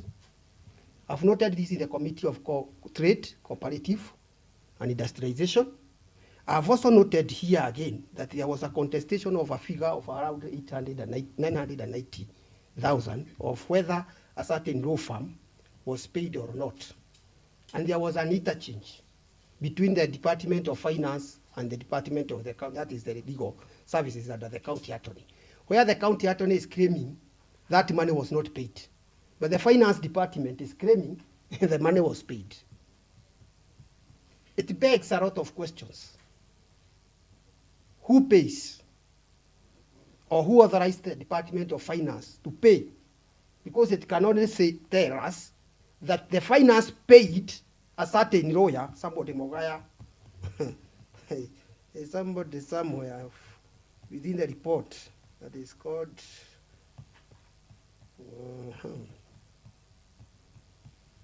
somebody Mokaya Omoyo, 999,859. This person seems to be paid by the finance without the approval of the county attorney. So who is the accounting officer of this department? Because I'm led to believe before the finance pays, they might have got an approval or an advisory from the accounting officer in the Department of Legal Services. That is the Solicitor General or whoever was in charge at that time. Because I believe that by that time we didn't have the Solicitor General. So, Honorable Speaker, it begs a lot of questions. Are we procedurally paying our people and the pending bill? Because when there is an interchange, because the message should be harmonious. Whatever is being reported by the county attorney is the same that we should be receiving from the Department of Finance. So it begs a lot of questions. what happened, and that is why we are getting different reports. And the committee had to deep digger to know what really happened, and it has not yet been resolved, because according to the county attorney, he has sworn he doesn't know that payment was done. But the finance have said they paid. So it begs a lot of questions. The other issue that I want to raise from this report, Honorable Speaker, and that matter has been raised by the two members who have already spoken before me. Whenever we sign a memorandum of understanding between the county government and any other body, whether it's an NGO, a private entity, or anything else, this assembly needs to know what is the effect of this memorandum of understanding, because we do oversight. Honorable Speaker, you might wake up one day and found that Nyandarua was sold. And we are here in this assembly, we don't know. How do we tell our people who we represent in this assembly? I have seen a lot of memorandum. They are indicating they are 17 in their report, but I have seen they are 23.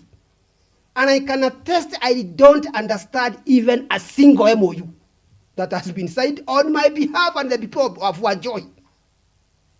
Somebody signed on the people of Wajoy, and I represent them in this assembly, and I don't know what they signed for. I don't know whether they will be auctioned. And Honorable Speaker, when we talk about these issues, we are afraid.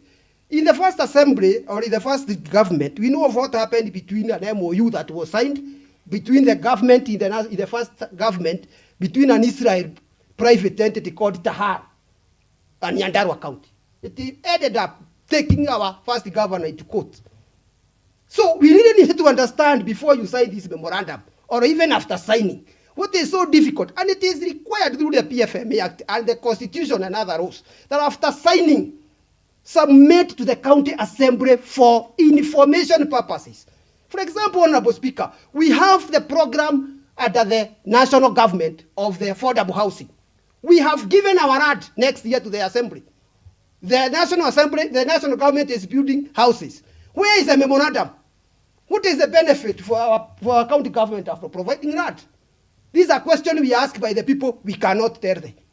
These are 23 memorandums. When we are budgeting, Honorable Speaker, how would I know whether I am double budgeting or duplicating issues? For example, maybe a certain organization here has provided us a grant, because I can see there are so many organizations here, and then they bring a budget for the same. How would we know? And that is why, Honorable Speaker, we require this information. And I know that the chairman and the vice chair, because they are here, they are getting this point. After signing a memorandum, within 21 days, let us that memorandum come to the Committee of Legal. It can also be submitted to the Committee of Finance if it concerns finances. It can also be submitted to the Committee of Public Investment Committee if it involves in investment coming into the county, so that we can have information. Finally, Honorable Speaker, I have an issue, because I have looked at the issue of legislation. And the county attorney is very clear that he has supported the department. They have come with the formulation and amendment of so many acts. They have been indicated there. But my question is, and the question I have with the county attorney, how many has been operationalized? How many have been gazetted and have become true acts that are working today? Because if you look at whatever he's talking about FIF, it has taken a whole year. We have domesticated our FIF Act, but we have been using the National Act. It has taken 1 year. And I don't think even today it has been gazetted. You know what happened? You see what happened with the governor at the Senate when he was being questioned about the capitation on the school, on the ECD feeding program.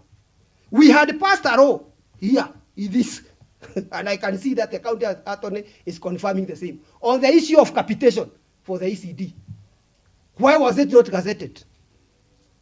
Why is still a paper? It is still a paper because it has not been gazetted, it has not been operationalized. And when we provided money as an assembly, 21 million for capitation, the controller of budget could not allow requisition of that money because there was not an active registration. Yet we had done our work. So, Honorable Speaker, these are questions that we need to interrogate.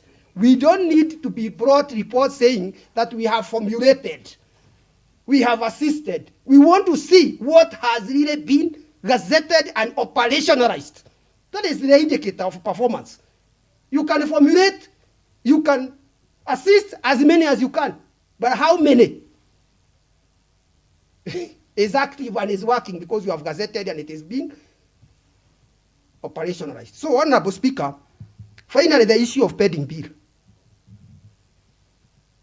I don't know, because as much as they want to say they want more money, in that financial year they were provided with 11 million to pay for pending bill. They only paid 2. 9 was not paid. Yet we are claiming that money was not sufficient. Secondly, I really don't understand why these cases. There are so many. You can tell, you can see that within 1 year we generated 38 cases. Where are these cases coming from? Because, you know, and I have noted with so many counties, Nairobi being the notorious one, it has also become a channel through the county attorney's office where you pre-qualify so many lawyers, and in any case, you can, even those offices advise, even those cases that they can be able to deal with them eternally.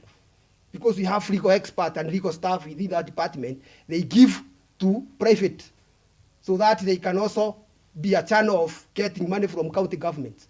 It is also a serious issue that requires to be looked into. We also want to know the thresholds of these cases and which case goes to the private, which are dealt by our own legal experts, because one department accruing 104 million pending bill, I think there is a red flag, and we really need to dig deeper into what is happening. I agree to some extent with the committee. We require verification. We know there is a committee that was formed by the National Treasury to do verification for all the pending bills, but for specifically for this department, because it is a technical department, we want to see these cases, case by case. We also want to evaluate and see whether it is within the fees requirement for the advocates, so that we can also know whether they are real. Because the reason I'm saying, if Mokaya was paid and there is a counter information, so how do we know whether these actual pending bills? And the way I know the lawyers and the way they know how to demand for their pay. So we also really need to want to see whether these are still the 104 million is the actual pending bill for that department. Otherwise, thank you, Honorable Speaker. I want to appreciate the committee for the good work they have done. Point of information, Honorable Speaker. Proceed, Honorable Bai. Yeah, thank you, Honorable Speaker. I would like first to appreciate the honorable members because they have seen the effort that the committee have done. And it is good to acknowledge that I wanted to give my good friend Honorable Kunga in the House information that we have been having a lot of struggle to get a report from the legal department there before. But since the gap was crossed, by having a Solicitor General, things are now moving. That's why, Honorable Speaker, at this particular time, you can see and you can feel that the report that the committee has presented, it's actually good. Thank you, Honorable Speaker. Proceed and call the mover to respond. And I call on the mover.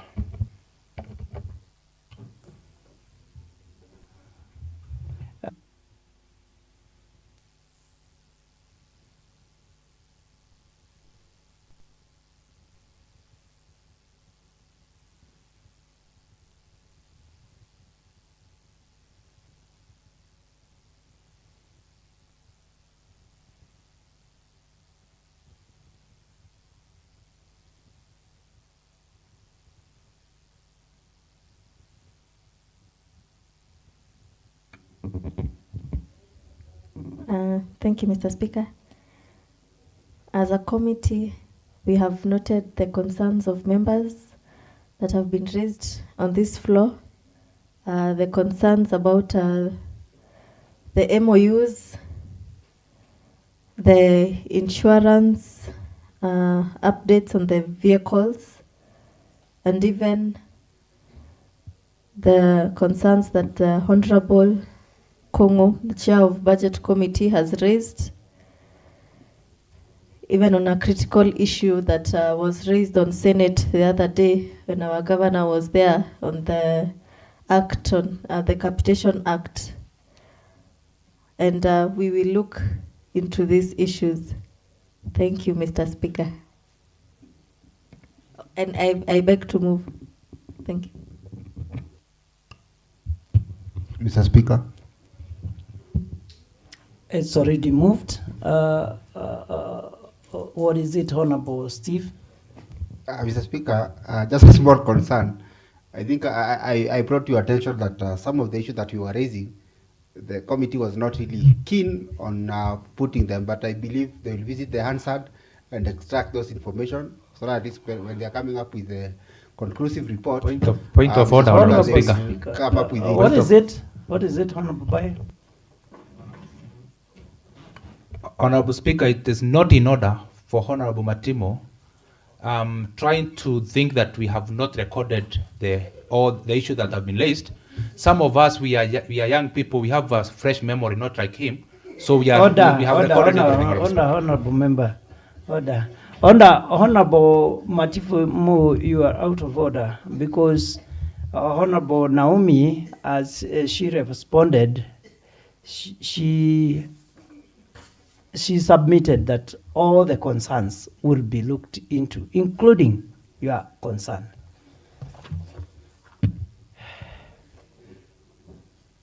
I now put the question, which is that this House does adopt the report of the Committee on Legal Affairs, Labor, and Intergovernmental Relations and Coordination Committee on the Nyandarua County Office of the County Attorney annual report for the period of 1st July 2023 to 30th June 2024 as a report of the House and the recommendations therein as the resolutions of the House. May those of a similar opinion say aye. May those of a contrary opinion say nay. And the ayes have it. Clerk, next order.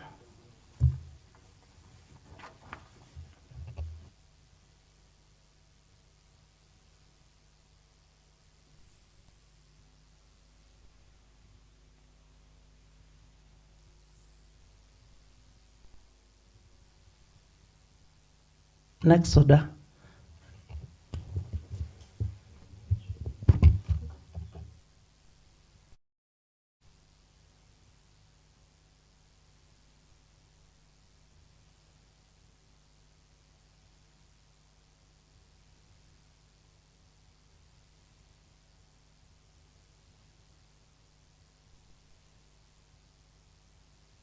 Honorable members, I wish to rearrange the business in the order paper such that we revert back to the order number 2.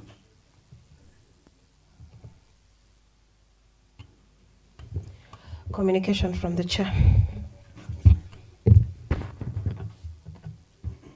Honorable members, I wish to notify you that today, the 8th day of October 2025, I have the honor to welcome the leadership of the students of the Nyandarua National Polytechnic, located at Gatimo Ward, Jororok Sub-County of Nyandarua County. There are a total of 30 leaders visiting the assembly today, led by their officials, namely Mr. Tede Otieno, President, Ms. Veronica Nyambura, Deputy President, Mr. Simon Karoki, Secretary General, Mr. Edwin Mwaneki, Speaker, Mr. Moses Oponi, Mr. Zakayo Karaja, CS Finance, Mr. Moses Oponi, CS Education, Mr. Benson Moinaina, CS Sports and Entertainment, Ms. Irene Mulgure, CS Environment, Ms. Rose Kariuki, CS Gender, Mr. John Otieno, President Emeritus, Ms. Elizabeth Wamwama, student, Ms. Rose Nyambura, student, Mr. Joseph Gitonga, driver. As an assembly, we have a standing tradition of warmly welcoming our visitors as we deliberate on important matters touching on the county. I therefore request you, honorable members, to join me in applauding the leadership of the students of Nyandarua, of the Nyandarua National Polytechnic as aforesaid. Finally, honorable members, I wish to thank the area member of County Assembly, Gatimo Ward, namely Honorable Duncan Githiji Chege, for ensuring the group is accommodated appropriately at the Assembly during our plenary today. Thank you, honorable members. And on behalf of Honorable Duncan Githiji Chege, I wish to give this opportunity to Honorable Naomi Gatia, specially elected member from Shamata, and to welcome the students on the behalf of the House. Proceed, Honorable Gatia.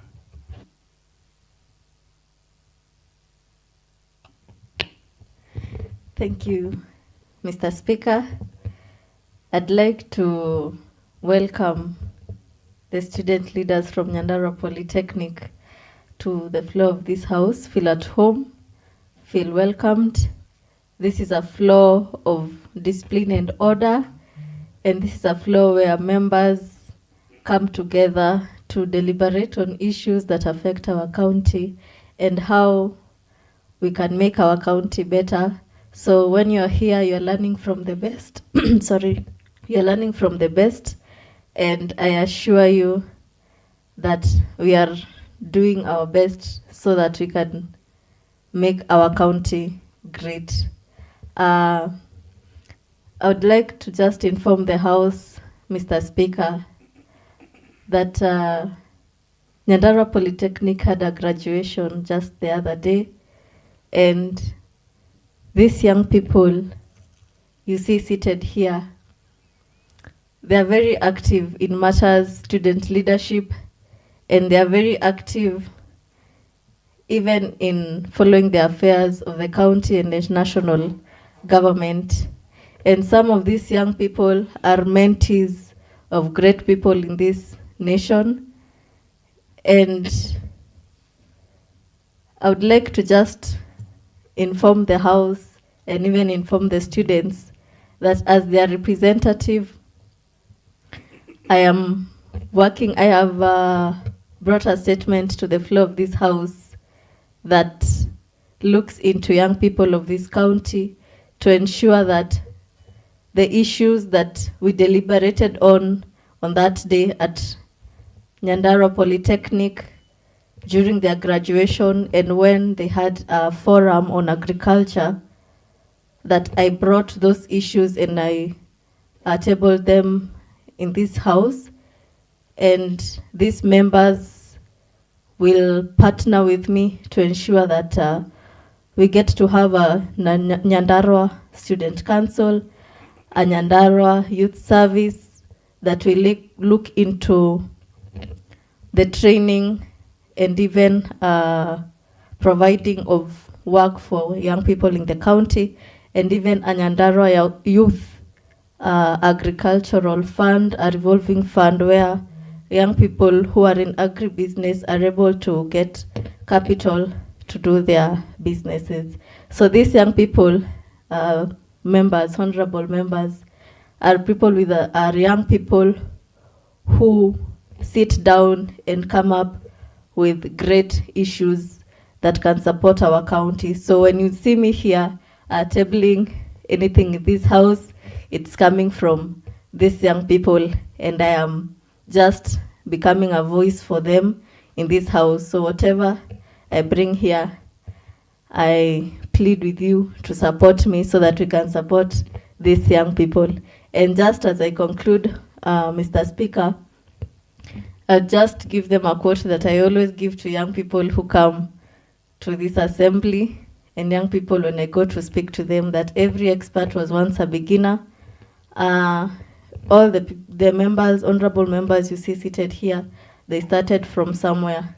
So if you want to be here in the next general election in 2027 moving forward, you have the capability and you just need to put in work and effort and be very disciplined.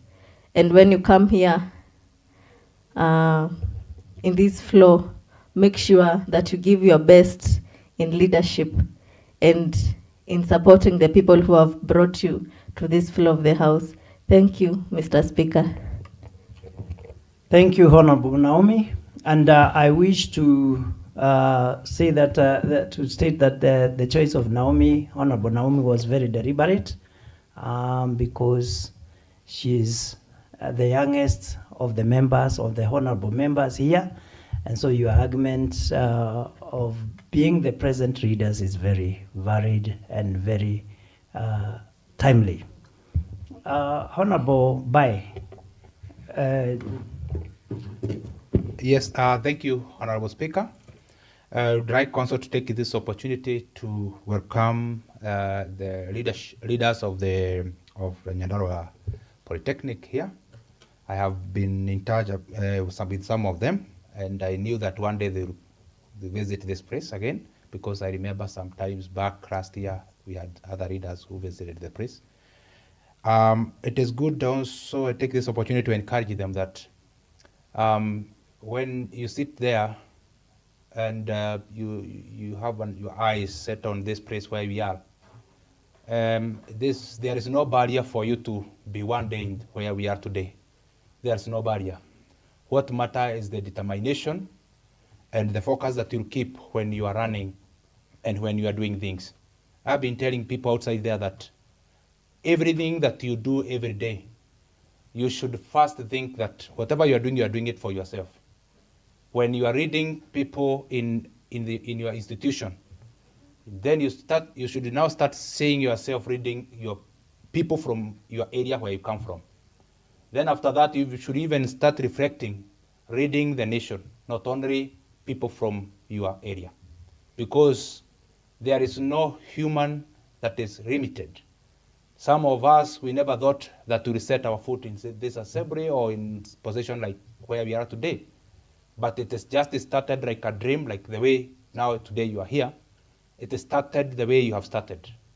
And it started, some of us, we started with leadership of community there in the villages, where you become a chairman of young people in your area. And finally you find yourself in leadership. And leaders are God anointed. So today, as a leader here, I am anointed by God. Today, you as a leader, you are anointed by God. That's why I heard that there is Minister of Environment and Minister of other departments. What you are proclaiming today with your mouth, they shall come to pass. We might not all of us be elected, but who knows that one day you might be appointed as a Minister of Education or a Minister of another position, even in national government. So let your dream, let your dream be big, and nothing should discourage you with the basis of where you come from, or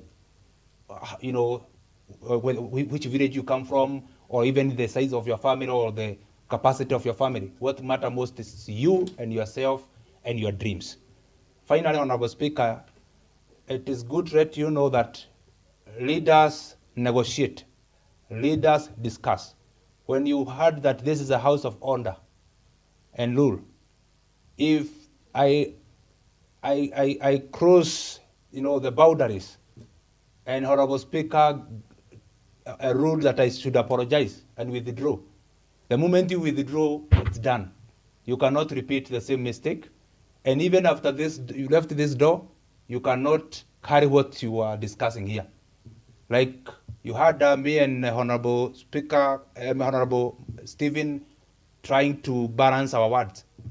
And after that, we are going for lunch together, because this is a house of discussion, and that's how we communicate.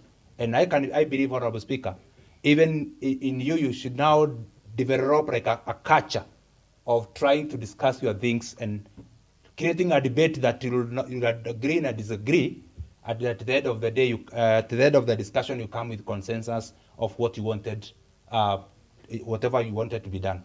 Thank you, Honorable Speaker, and feel welcome. Next order.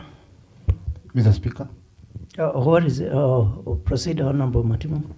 I thought that I've caught your eye, but thank you, Mr. Speaker, for allowing me this opportunity to just maybe say a word.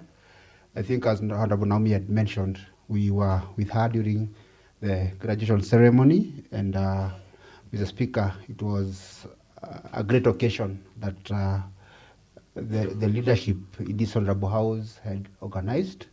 And one, I would wish to really thank each one of them, because I think as we were moving around the institution, it's an institution that is doing marvelous. I remember at one instant we were with the Minister of Education, and they were exchanging a word with the CS Education. And one of the things that he was told is that one day you will find yourself being the Minister of Education of our great country, Kenya. So I'd wish to really encourage them to continue working smart and continue working hard.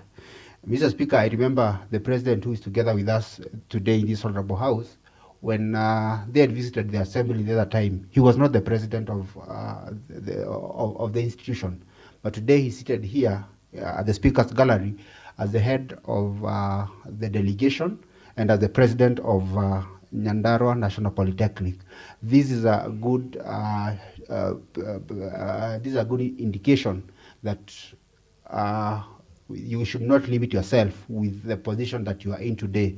I told them last time that our senator of Nyandarua was once the Secretary General of Nyandarua County Tertiary Students Association. Today, because of that position that he was in then, has raised him to whom he is today. So don't limit yourself with just that small position, or don't just see yourself as just as an official in Nyandarua National Polytechnic. The position that you're holding on today will take you far. As I conclude, Mr. Speaker, I don't know where this will go, but it's good to mention that while we were at your school, it was so unfortunate that all the gowns that we were using that particular day, Mr. Speaker, were big. They were my size. And Honorable Naomi was given a gown that was fitting me.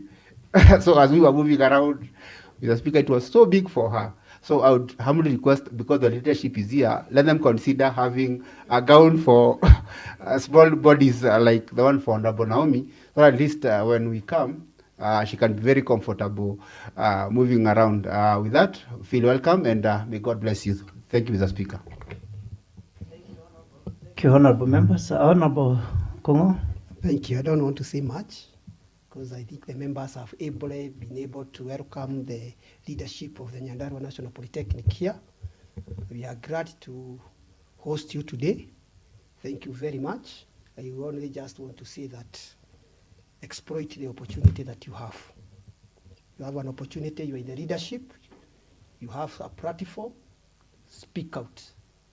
Speak out. And I know it behoves you. We need you more in this country, more than even ourselves, because the future belongs to you. We are in a very historical moment, and we usually say that each generation has got its time and moment. And this moment is a moment for Gen Zs. It's time that you are registering as voters. Your vote is your voice. Kindly spearhead the campaign in your institution and outside, through your colleagues, through your Instagrams, your Facebook, and all that. Tell your colleagues to register. This is the only voice that you have come 2027, and it behooves you to make sure that you bring leaders that are accountable, and leaders that are going to make sure that you and your children and your grandchildren have a future and a better country here in this country. So, kindly use that platform to make sure they register. We are glad and we appreciate the much things that we have been able to raise in this country. The poor leadership, the corruption and issues that we have been able to raise, even the demonstrations that happened the last 2 years when we were against the finance bill and all that kind of thing.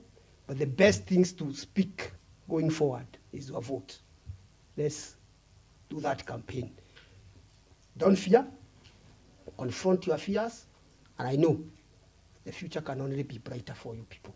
Thank you very much. Next order. Mr. Speaker, sir, we've exhausted the business as indicated in the morning session's order paper. There being no other business to transact during this sitting, I now adjourn the House to Wednesday, the 8th day of October 2025 at 2:30 p.m.